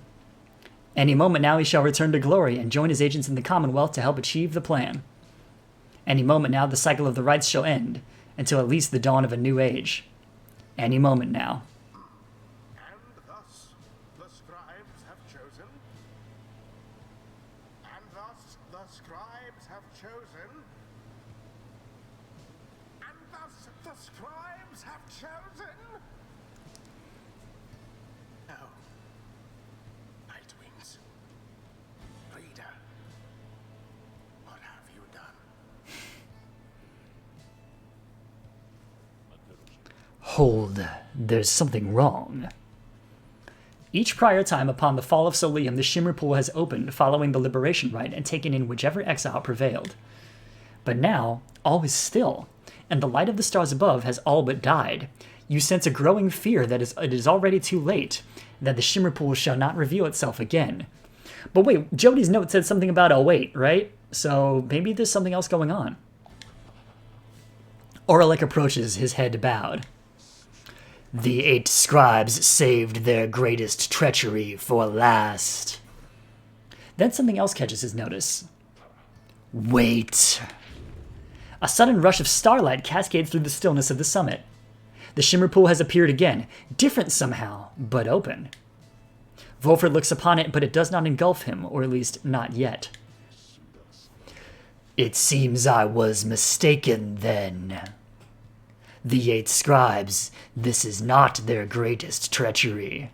It is their greatest jest. The Shimmer Pool is flung wide open. It seems that all are worthy now of freedom. Oralek strides toward the Shimmer Pool, but... Halt, Oralek! Oralek glances over at the lone minstrel almost in surprise. The Shimmer Pool has lost most of its strength. You step inside and you shall surely drown, of that I can assure you. He laughs to himself at this. Then we have all been cheated. No, the Shimmer Pool is revealed and one of you may still return as planned. But as for who returns, someone shall have to choose. Ere the last light of the stars is extinguished and the rites cease to be, this is the final trial of the scribes. The final trial of the scribes. Then our confrontation, the liberation rite, it was all meaningless. No, the victor of the confrontation is to be the one to make the choice among those closest to the scribes, either the anointed or she who anointed them. Oh! So then the choice is mine to make. My freedom weighed against the reader's. Is that it? Aye, it shall be either you, the reader, or... It shall be either or. Volfred, please. Make your decision quickly, lest it shall be forfeit. I do not know for how much longer the light of the stars shall offer you this gift. A snap decision, then. Fine, I have it made. Reader, this is the chance at freedom we've earned. It's yours. Take it now and make good use of it for you and all of us. Volfred wishes to give up his freedom so that you may regain yours. Very well. Reader, the choice which Volfred made, or rather, the choice which he gave, it is now yours to make instead. This choice, it may keep bouncing back and forth like this. Absurd. It may, until such time as one of you is willing to accept the burden and the outcome of the choice. That is the trial, and I fear that there is little time remaining now. Reader, if you and your companion are too cordial with each other to accept that freedom, either one of you, then I shall gladly take it. Freedom ought to be more than some flirtatious trifle to exchange. Reader, what is your will? Who shall finally go free? Choose yourself, choose Volfred, or choose Oralek. Oh, wow. I mean, I want to stick to the plan.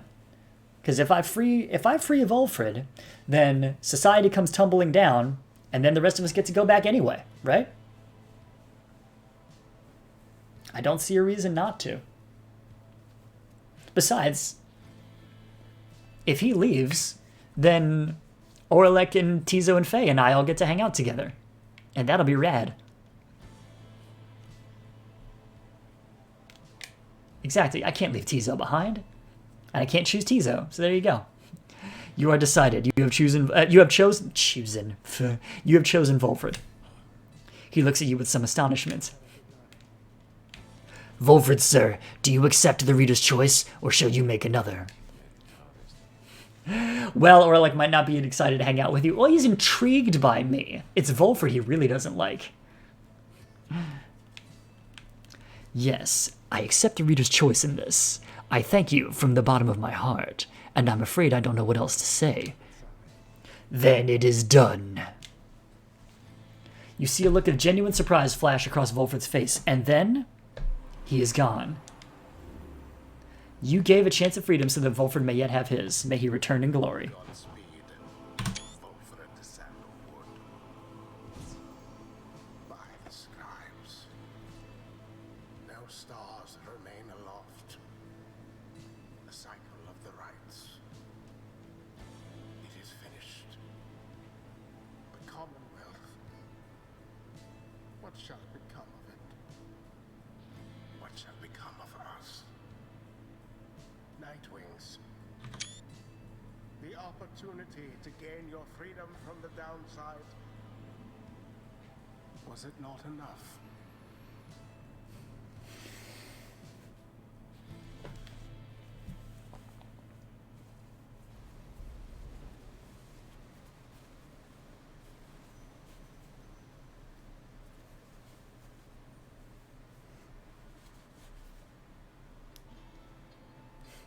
That night, the exile Volfred returned to the Commonwealth. He was to be the last. The stars had faded, and the cycle of the rites had run its course. He found the Commonwealth in great upheaval. Spurred by the efforts of 6 liberated exiles, Volfred Sandalwood's revolutionary plan had incited the masses. These exiles and the starless sky portended the return of the Scribes. The people surged into the streets, shoulder to shoulder. Led by the 6 exiles, their voices shook the heavens. The leadership of the Commonwealth panicked. No blood was shed that night, and by dawn it was over. The leaders of the Commonwealth had cast themselves back into exile or joined in this new cause. Thus, in its 838th year, the Commonwealth had fallen. The new Saurian Union declared its sovereignty in the next year. Among the changes its elected leaders ushered in, they vowed never to cast their people into exile, and they abolished the old Commonwealth decree forbidding literacy. Today, we still remember all of this. And we remember the exiles of the downside whose deeds led to the dawning of a new age, whether they returned or not.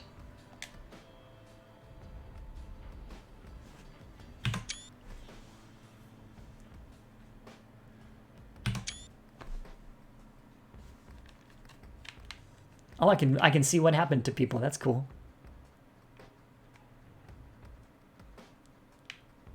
All right, we're gonna save Tizo for last, obviously. All right, Falcon Ron. With the rights drawn to a close, the slug market's revenues fell precipitously, and Falcon Ron was forced to liquidate his assets and close up shop. Yes, as is sometimes the case with those of an entrepreneurial leaning, this time of hardship led to an epiphany, or at least a sudden change of fortune. One day, Falcon Ron had a run-in with a messenger imp bearing news from the other side. Ron gave to it one of his remaining trinkets, which could not be sold. The following week, the messenger imp returned to him bearing a tidy sum of wealth in a newly minted coinage from the Saurian Union. Falcon Ron cut a long-term deal with the messenger imp then and there. Though his trade remained a gray area from a legal standpoint in the Saurian Union, the newfound fame of the downside caused Falcon Ron's goods to explode in popularity. He later signed an elaborate agreement with Big Bertrude's and found a distribution partner on the other side through Rookie Greentail, whose own business had expanded. So this could be its own Reciteer-style game, this whole thing. Especially in the Saurian Union, Falcon Ron's goods are still known for their superior quality, though he assumes no liability for any side effects.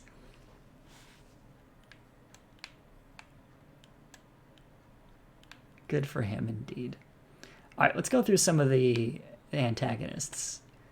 Let's go with this dude first. When manly Tinderstauf realized the rites had ended and that he no longer could return to the Commonwealth through this ancient means, he was outraged. He cursed the Scribes, spewing forth such a slew of blasphemy as to be very unbecoming of one of his high status and bearing. When at last he calmed himself, he focused all of his energies on attempting to find another means of homecoming. He maintained regular contact with his wealthy family on the other side via messenger imp, and used their vast resources to explore other means of escape.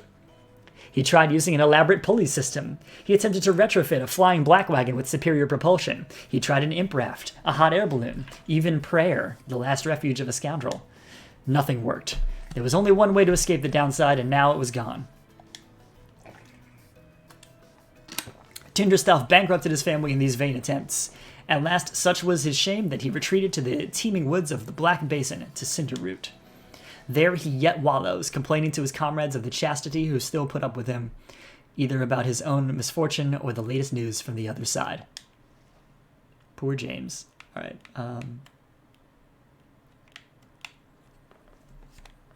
What about Tamitha? Throughout her exile, Tamitha Thane was motivated by a single goal, to return to the Commonwealth and exact vengeance on her ancient enemies. I almost liberated her. I thought about it.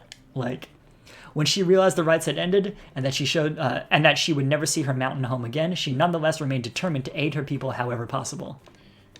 She had gathered certain information pertaining to the intentions of the Nightwings, who had formed a pact to regroup on the other side after their liberation. Other such reports exposed certain weaknesses in the Commonwealth defenses and revealed to the Highwing remnants the opportunity for a risky but potentially impactful strike. As Tamitha could not participate in the assault, she learned what happened well after the outcome. On that night known as the Scribes' return, the Commonwealth had fallen. The Highwing remnants thus prevailed, at last, without even having to fight. Soon after the fall of the Commonwealth, Tamitha learned her blood sister Pamitha was an accessory to the successful outcome. Tamitha was very skeptical of this, but as similar reports kept mounting, she soon accepted the prevailing opinion, however grudgingly. Once a messenger imp arrived bearing some sort of message, seemingly from Pamitha. However, Tamitha turned it away. She would not give in to an impulse to forgive. Knowing that the conflict on the other side had ended, Tamitha retreated to the crags of Black Basin and grew ever more distant. Those closest to her surmised that her inability to reconcile with her blood sister was at the heart of this, though for her part, Tamitha never once admitted to any such weakness. And speaking of her sister, after regaining her freedom, Pamitha Thane found herself in a difficult position. Having once betrayed her people of the Highwing remnants, she knew that she would not be welcome in her native home. It does seem like things worked out for her, but then she lacked purpose in life. Which does make me wonder, in one of the endings, she joins your rebellion. She did not trust the Commonwealth either. Instead, she found her place among Volfred Sandalwood's agents, who were busy doing their part to fulfill the plan. As it turned out, the plan was a success. Pamitha Thane stood shoulder to shoulder with her other fellow former exiles, and truly, they were a sight to behold. A disturbing rumor later spread that night the Highwing remnants were slated to mount an assault which, for some reason, never came to pass. Pamitha denied any knowledge or involvement. Afterward, Pamitha played an active part in negotiating terms between the Highwing remnants and the new nation that would become our Saurian Union. Her previous attempt at something of the sort led to her exile. She must have felt some satisfaction to succeed this time around. Oh, I should have my celebratory adult beverage. One moment. I held on to this and I forgot about it. It's still a little cold.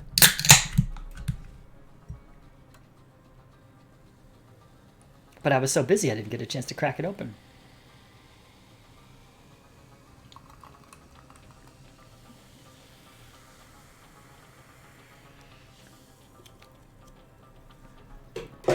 All right. So yes, cheers to everybody in the downside who escaped, and everybody in the Commonwealth who fought for liberty and became the Saurian Union, and everybody in between. Also, rest in peace, Adventure Pub. You were around for too short a time and gone too soon.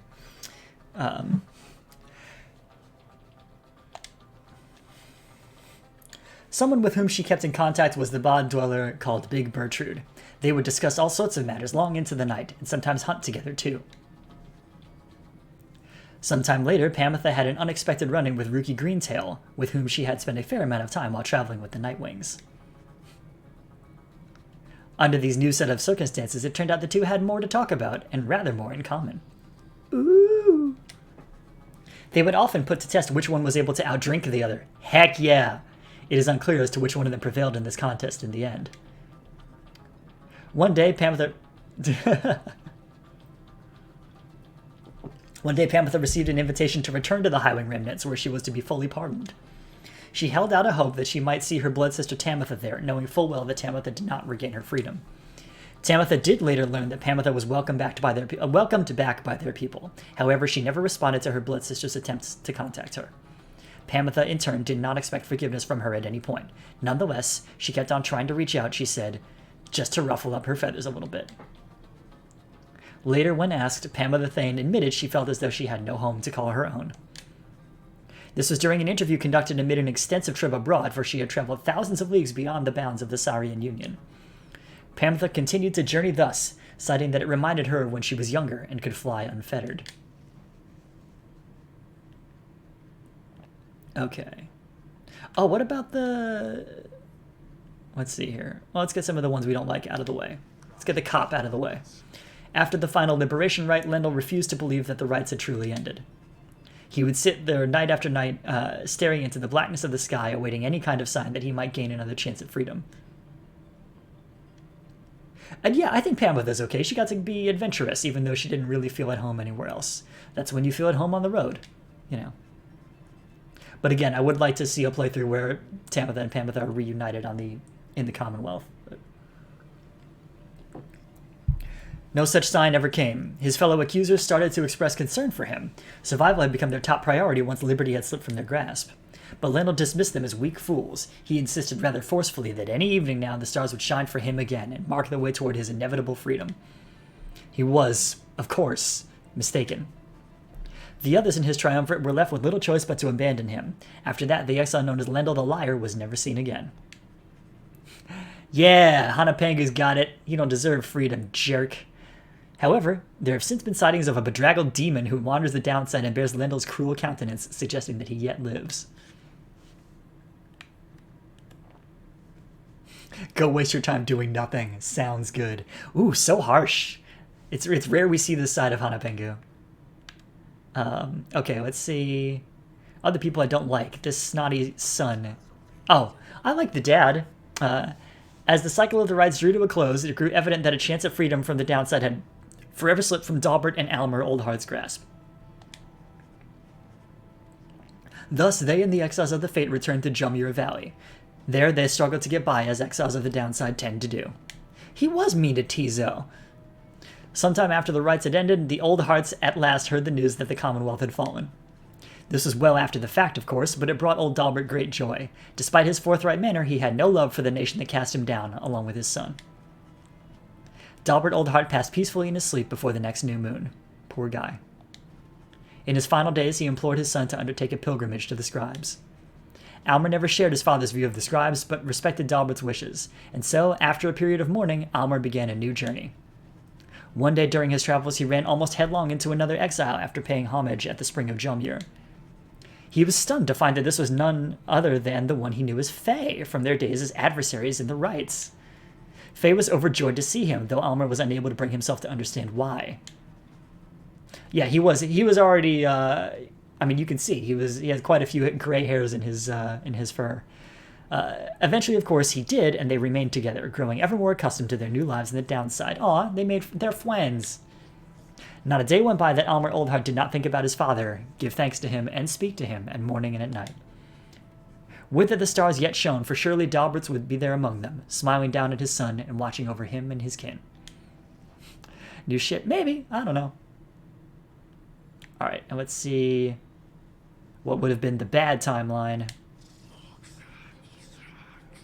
After the cycle of the rites had ceased, the witch Udmilde returned to the Flagging Hands regions, where she sealed herself off within the Pit of Melive. I agree, it does sound like things turned out nice for him. There, even her fellow exiles of the Withdrawn allegedly grew unnerved after a time and left her to her vile work. Sometime later, the Pit of Melive erupted into flame. So intense was the conflagration that it could be seen all the way from Jumura Valley. Arson was suspected, though the cause was never verified, and many bog dwellers in the region were forced to flee. A tempest blowing from the north finally quenched the flames. When at last the ashes settled and the grounds had cooled, the site of the fire was scarred beyond recognition. No trace of the witch Emilda could be found.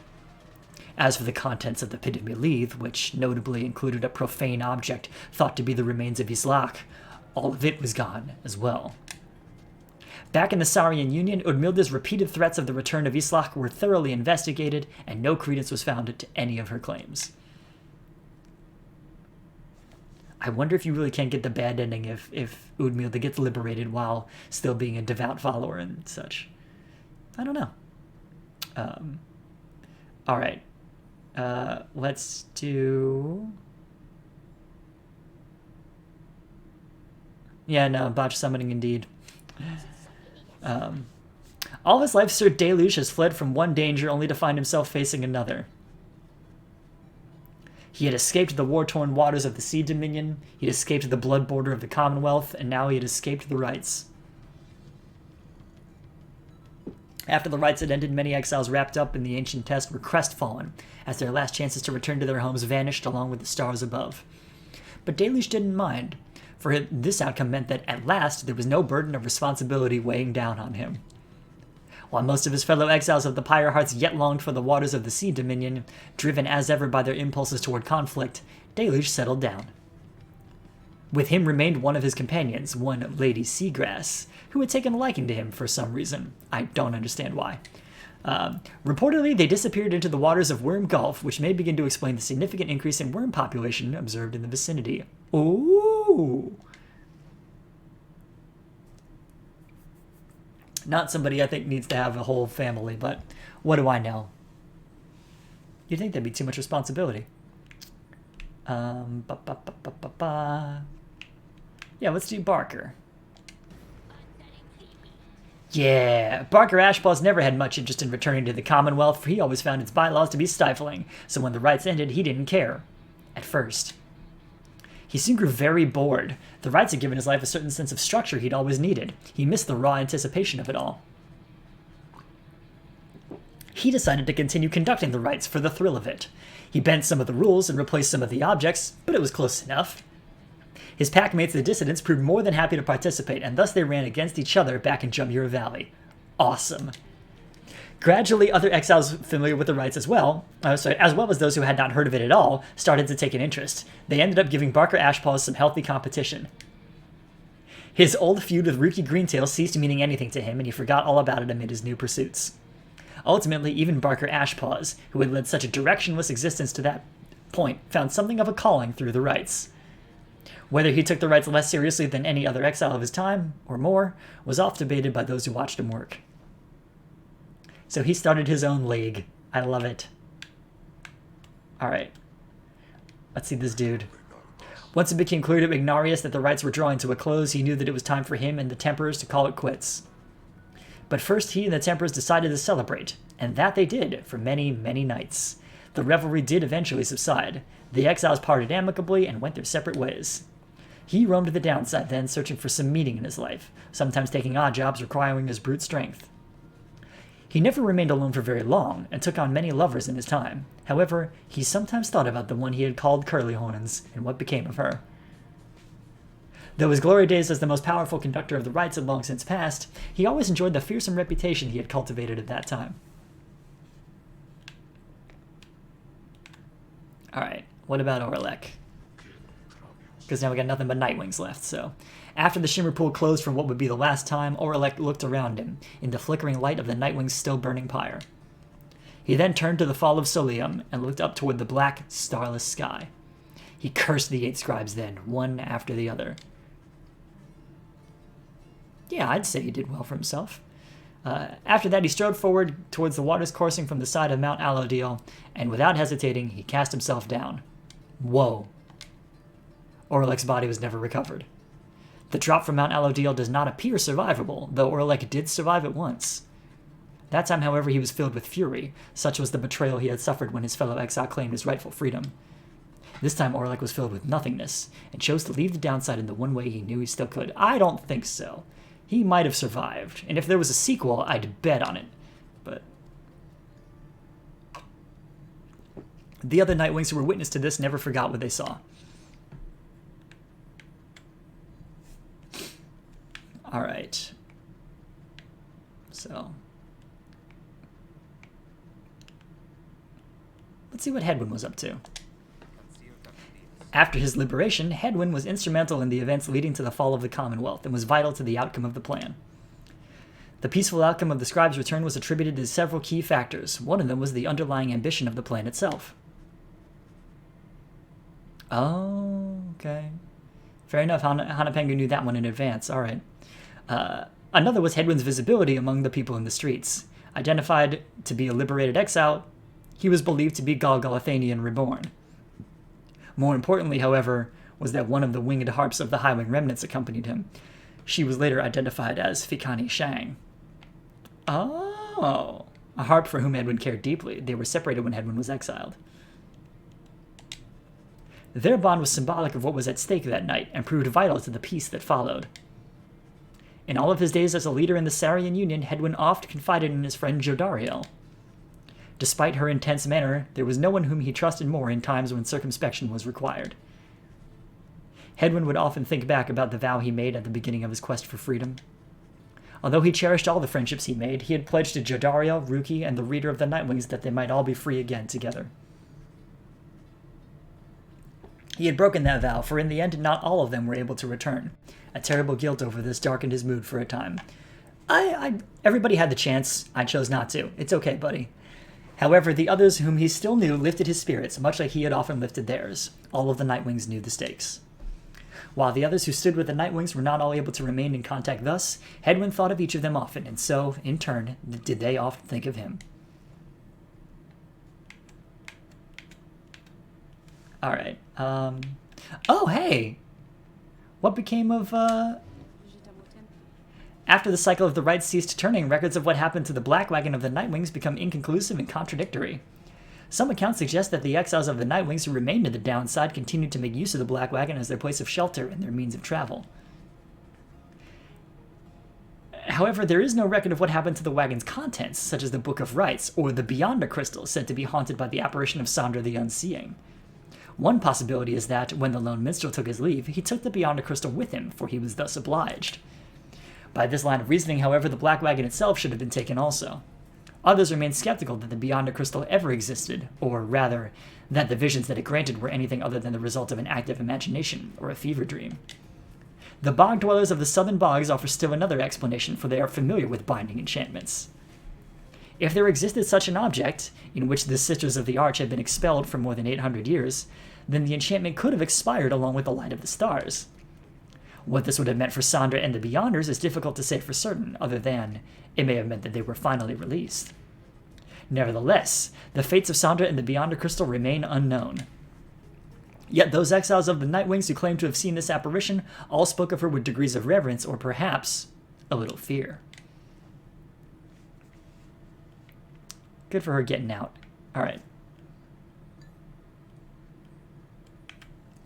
What's Bertrude up to? After returning to the Commonwealth, the crone known as Big Bertrude promptly returned to the wet climate of her ancestral home in the southern bogs. There, for a time, it appeared she had distanced herself from any involvement with society or with the plan of which she was a part.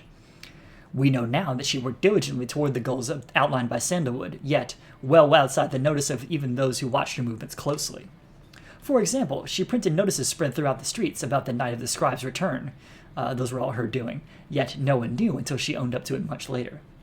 Subsequently, she returned her focus to the sort of work which had preoccupied her for many, many years, both in the downside and in the Commonwealth. And she remotely managed aspects of her business in the downside, ensuring that the exiles who remained there could still get hold of certain valuables. Much of her effort was doubtless due to her to the influence of Sandalwood, someone whom she had admired now for decades. He had made clear that he could not requite her feelings for him, but what could have been a harmful dismissal only led to a deeper understanding between them. She maintained an unlikely kinship with the harp Pamitha Thane, whom she had known during their time together on the Nightwings. They each had different strategies for dealing with life's day-to-day annoyances, a subject that they both found vital, if not fascinating, to no end. Coffee shop follow-up fic. Please and thank you. Bertrude most of all kept busy with her work. The inks and notices which she still brewed and manufactured once were grounds enough for a quick sentence into exile. Back then, the one thing worse than spreading lies about the Commonwealth through speech was doing so in print. Once exposed, such writings were all burned. Now, the written point of view is to be honored rather than to be feared, and Big Burchard remains one of our time's most notable purveyors of this craft. It is quite likely something you've read in recent times would have been put to parchment by her handiwork. Okay. So I'm gonna do... Yeah, let's go Volfred next. Why not? When Volfred Sandalwood regained his freedom, he knew that his work had only just begun. The nation that had exiled him to life in the downside now prepared to honor him, but he was not interested in such ceremony, nor in freedom on the Commonwealth's own terms. Yeah, I liked that one too. He soon rejoined his agents, with whom he had been coordinating for years, slowly, carefully preparing for a night that soon would come. For Sandalwood and his loyalists and sympathizers, true freedom was at stake, not just theirs, but that of everyone living under the Commonwealth. He hoped to gather liberated exiles representing each of the 8 largest ethnic groups composing the population of the Commonwealth. They would stand together as a vision of the 8 Scribes returned, inspiring the masses to embrace an older set of values from before the Commonwealth had tightened its grip. With the rites having ended sooner than expected, this optimal scenario became impossible, but Sandalwood did not relent and prepared to execute his plan, imperfect though it was. On the night of the Scribes' return, he stood as one of 6 former exiles of the Nightwings, and their voices echoed together through the streets. These former exiles, who ought to have disappeared into the ranks of the Commonwealth's own leadership, now stood united with its people, who poured from their homes in solidarity. It was imperative to Sandalwood that this stand against the Commonwealth be peaceful in its nature. An overwhelming show of popular support would be more than enough. Ensuring this was his priority that night, and, in the end, the result was self-evident. The plan's goal had been achieved. Sandalwood's work far from over still. He labored ceaselessly with representatives from across the population to restore a sense of stability. This transitional period had its troubles, though none that were not quickly solved. Such was the will and spirit of the people. They understood their freedom and carried new responsibility. After the Saurian Union was born the next year... Does this say why it's called that? No. Okay. Sandalwood was elected as the nation's first prime minister. It was not his intent to run for this office, but the people chose him anyway. He led our fledgling nation through its nascent years. As Volfred Sandalwood gained more fame throughout this land for all of his sacrifices and his contributions, he remained ever steadfast about 2 things. The first was that the cause itself ought to remain its focus. The freedom that the people had achieved, it was a gift to be cherished, a set of values that needed to be nurtured. The second point he made was that he himself had little to do with the outcome. He would often praise the exiles of the Nightwings who had stood with him, each in turn by name. He never forgot any of them. One day, on his birthday, the people of the Saurian Union presented to him a monument depicting him and the Nightwings as imagined in their prime. It has since ensured that those of us with memories more fallible than that of Sandalwood likewise remember the achievements of his fellow former exiles and our cause. Alright. I'm going to do Rookie next. After Rookie Greentail earned back his freedom, he returned to a lavish welcome ceremony in the Commonwealth, as was the tendency for liberated exiles. Yes, our world could use a Volfred or 5 or more. It's a challenge, right? It was everything he could have hoped for, and soon he was well off, surrounded by luxury and choosing between various exciting opportunities. However, he must have given in to his better judgment, as he did end up siding with Volfred Sandalwood's revolutionary forces, as he promised. On the night of the Scribes' return, Greentail was there with the others, inspiring the masses. He never looked prouder, the very image of Jomur Manimane himself. When dawn finally came, it became clear that the Commonwealth that everybody knew would be no more. He realized many new opportunities awaited. He began quite a lucrative career for himself, manufacturing and selling replica merchandise inspired by the downside. His main struggle was to meet demand. An aspect of his conscience cautioned him against making light of such a thing. But the money was too good, and soon his family was well off, as he always said. One of his orders of business was to seek out one of his old companions, Pamitha Thane, to whom he took a liking during their quest for freedom. They bonded further over love of drink and supported one another through uncertain times that lay in store. He also kept in close touch with Sir Gilman, ever the perfect practice partner. They would train together often, taking care to stay in tip-top shape as much as possible throughout the years. Greentail always did his best to keep in touch with all of his many friends, and knew that he owed his fortunes to them. He made a special point of staying close with the group of friends he came to know so well during his time with the Nightwings, wherever they were. They shared a special understanding that put even Greensail at a loss for words sometimes. Okay, do you think that somebody could conceivably, in like accelerant rules, make a version of the rights from Pyre that could work? Like, are there rules that would allow for something like that? Like, the thing would be figuring out how to do aura casting in a way that would work. Although, I mean, there's ways to do spell casting, right? Anyway. After her liberation, Jodariel soon became an icon of the movement that led to the collapse of the Commonwealth and the rise of the Saurian Union. Her horns and stern countenance inspired the people to believe that she was Soliam Mur, reborn. She became a great, if reluctant, leader.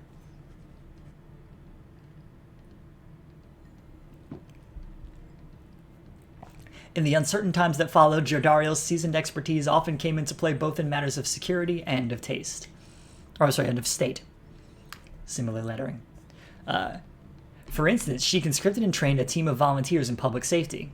The community did not know what to make of such a cordial bunch at first, but soon came to value their service. They have stood for the people ever since, and we celebrate their founding day each year. She remained close with Hedwyn all through his experience, and they supported each other throughout their struggles many, many times. She often had to stop herself from fearing for Faye, whom she had tried to look after as much as possible in the downside. But it's okay, because Tizo's there with her. Soon she would reassure herself that Faye was very capable of surviving on her own, and in fact, she was not mistaken. She continued training on her own, a regimen that grew stricter with each passing year. There were those who sought to train with her, and she sometimes obliged. There remained one other constant in her life. She would always remember her days among the Nightwings, and with fondness, for the most part. And the reader, yes.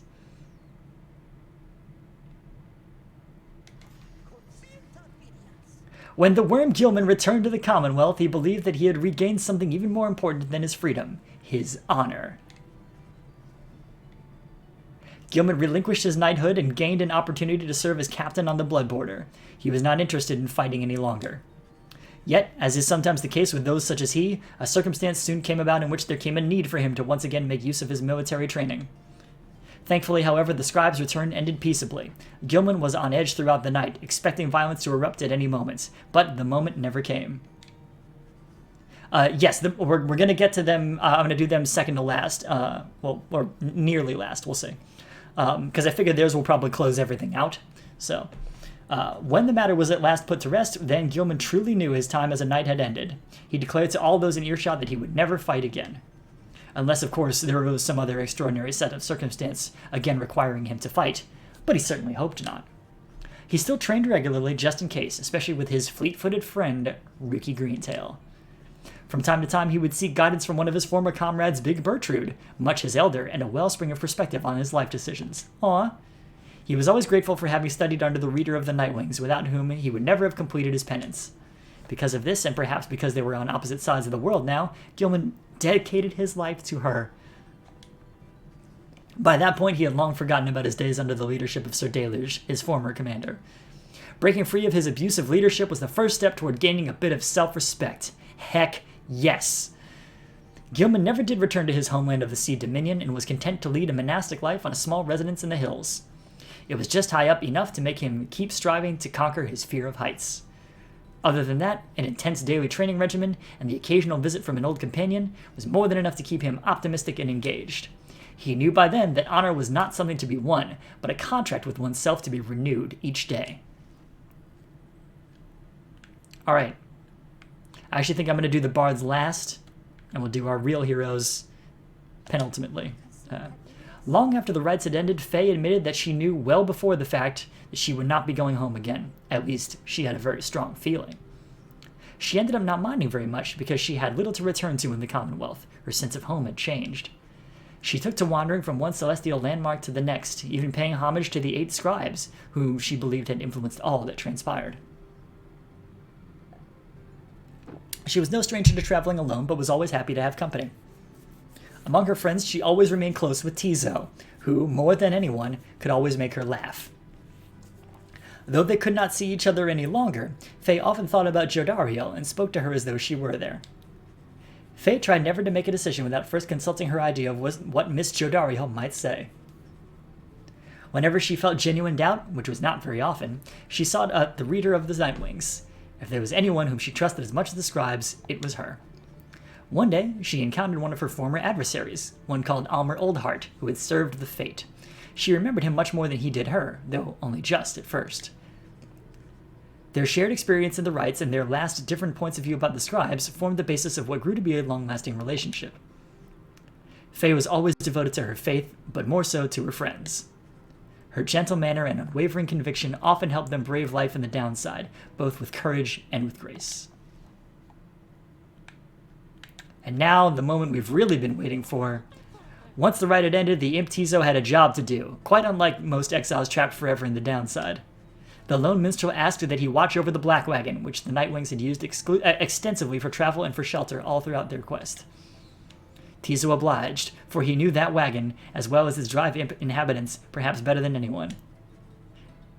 What became of the wagon exactly was never verified as evidence of Tizo's thorough work. After that, he liked to while away his days with any of his friends, or else with fellow imps.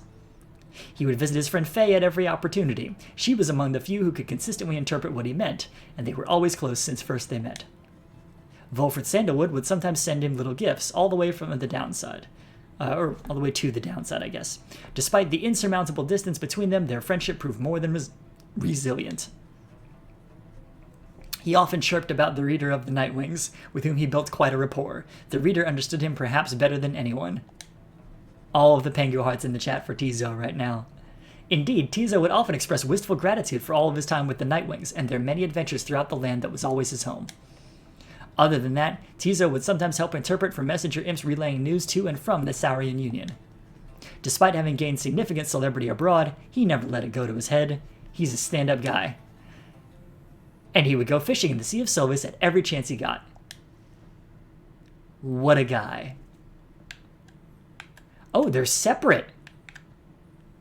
Fascinating. All right. Oh, I guess, okay, never mind, not separate at all. After the cycle of the rites ceased turning, the lone minstrel bade the remaining Nightwings take the Black Wagon and seek their fortunes elsewhere in the downside. Their parting was heartfelt, but brief. He remained there at the summit of Mount Alodiel with Celeste, where the two of them would chronicle the final outcome of the cycle. Neither Tariq nor Celeste were ever seen again. We know all this now through song attributed to them. Making beautiful music. Some claim these songs originated in the taverns of the Saurian Union and merely were imbued with the weight of folklore. However, exiles liberated from the downside corroborated each other's claims, having met this duo that presided over the liberation rites. Another folktale suggests these minstrels were heralds of the Scribes. Having fulfilled their obligations, they departed the world we know and rejoined their patrons. Yeah, that's kind of what I thought. One of their famous songs describes another simpler outcome, that the two gave up their duties to the rites in favor of a life they could share together. In any case, they're likely to remain the subject of such verses and such songs, for it was they who watched over the rites and ushered in our times. And what about Brighton? There is one more account which warrants mention. The Nightwings conducted the rites under the guidance of a reader. Little is known of her. However, some accounts of her begin to paint a picture. We know she was of common birth, just stout enough to make a simple farmer. The journey to the downside left her close to death. It was then that the Nightwings found her. They brought her from the brink. She showed them the path. She pressed onward with the others. She had made a vow to help her friends be free. Thus did the cycle of the rites commence its final turns. When the final rite arrived, the reader's freedom was at stake. In the end, however, she remained in exile. From that point on, accounts of her diverge. It is said the voice, which troubled her, she never heard again. Some say she helped improve the lives of the other downside exiles, though whether that is true, only she knows. Someday, perhaps, that reader's own star shall emerge. Then it shall pierce the dark of night in all its brilliant glory. Until such time, and ever after, all of us give thanks.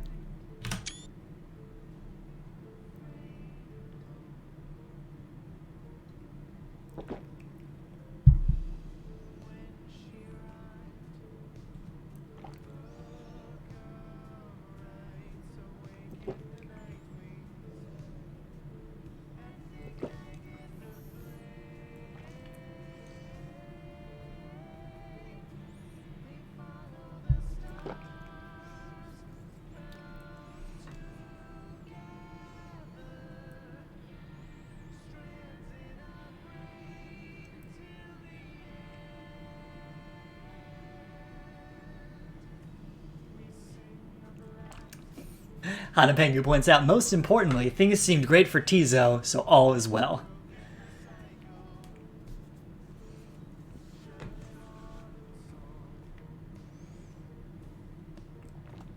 I wonder if this is... Yeah, let's see.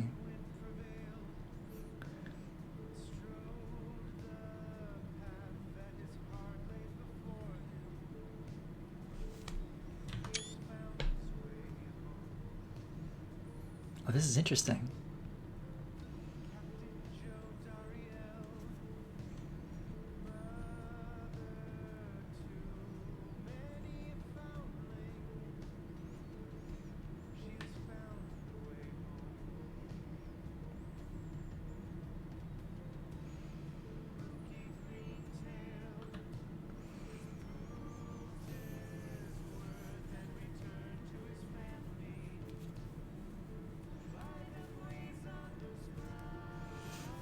I wonder if there's different versions of this song.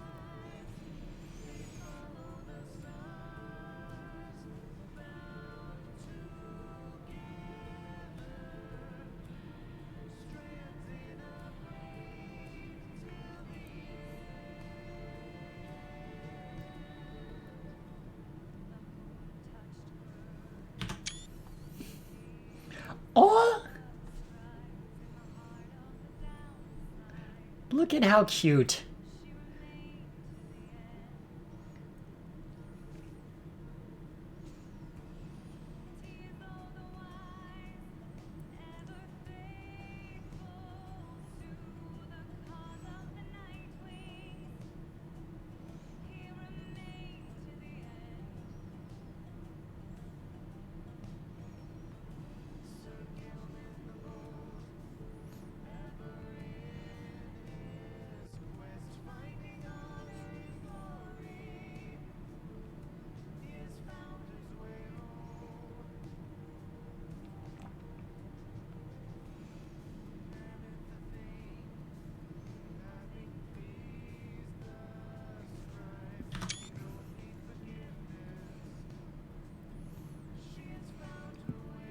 Oh, is that Pamatha and Ruki together? Aw.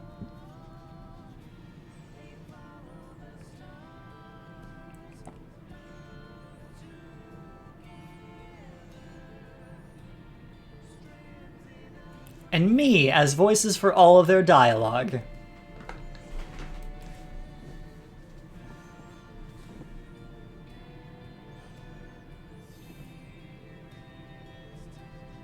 It's an impressive list for people who don't actually use words in all of their stuff.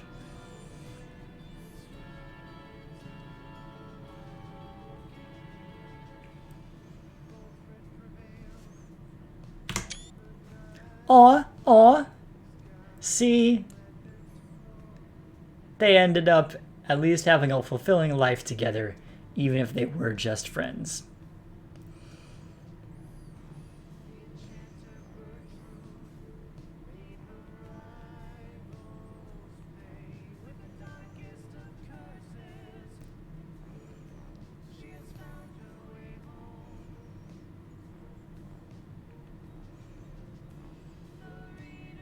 Very shippable indeed, Hanapengu. I agree.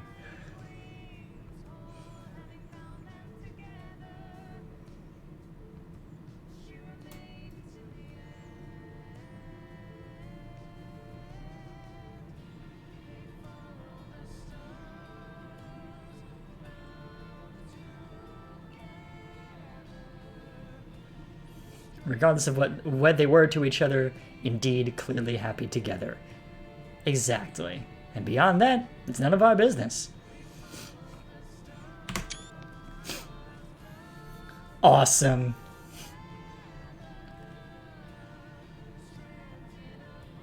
Love that shot.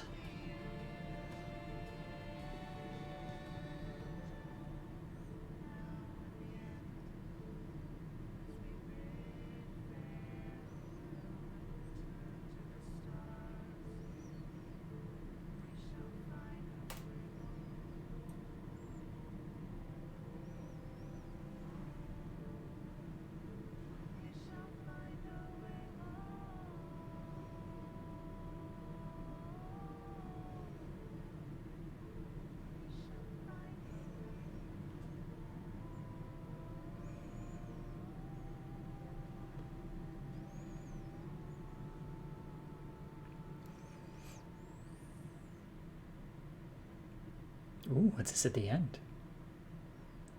The stars on the floor of a library?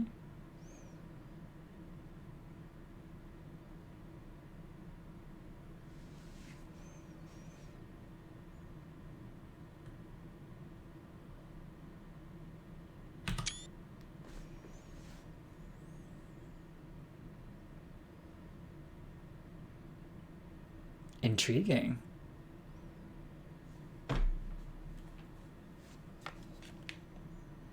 The end.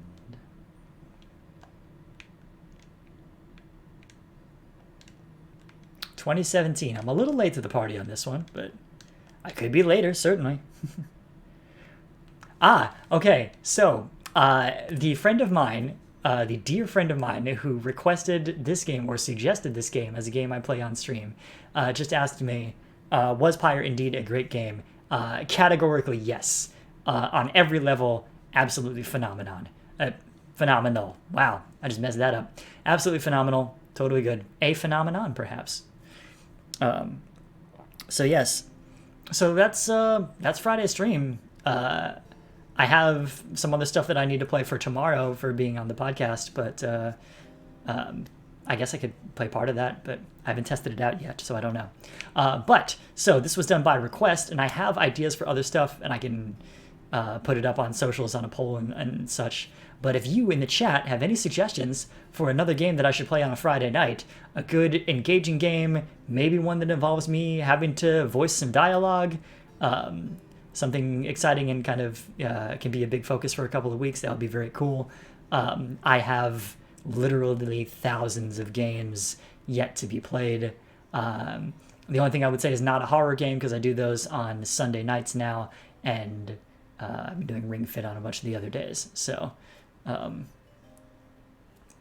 but yeah, I have a lot of ideas. If nothing else, I am in danger of falling back on a Jet Set Radio style game, just because of my much espoused love of that franchise. So, and I did finally get my 360 hooked up to the Shadowcast, so I can play Jet Set Radio Future, which I've never actually played through, despite loving it very much. So, I've only played the first and the Game Boy of the Jet Set Radio games, and then a bunch of inspired by games like Hover and Sunset Overdrive and Neon Tail and such. But one possible game that I may do, and I may save this for Tuesday nights, would be Unpacking, which I did buy, so I'm excited to do that. That one will be called We Do Have Time to Unpack This right now. I may do that instead of Kind Words on Tuesday nights as my late night chill stream. But yeah, no, please, if you have any suggestions, I will be happy to hear them. And now it's time to give thanks to all the folks who helped make this an enjoyable enterprise. So thank you to my friend from home who suggested this in the first place. Thank you to Hana Pengu, who was instrumental in getting me to not only start this up, but continue it, and also for being the best mod, and for being multiple viewers. Thank you to Captain Kiarda for tuning in. Thank you to 6card21 for tuning in and lurking. Thank you to everybody else who has tuned in, whether they're lurking or otherwise. Thank you to Pukara. Thank you to Art of Mesia. Thank you to, oh gosh, I'm trying to think of everybody else whose name I've seen in the chat. But yes, thank you to all of you. And thank you to folks, even if I don't know you, I appreciate it so much. And I am swelteringly hot right now, so I'm going to exit the stream and leave this room. But it will be my pleasure to come back on Sunday night for Sunday Scaries and finish up Carrion as well. So, take care. Oh, wait, one moment. Responding now.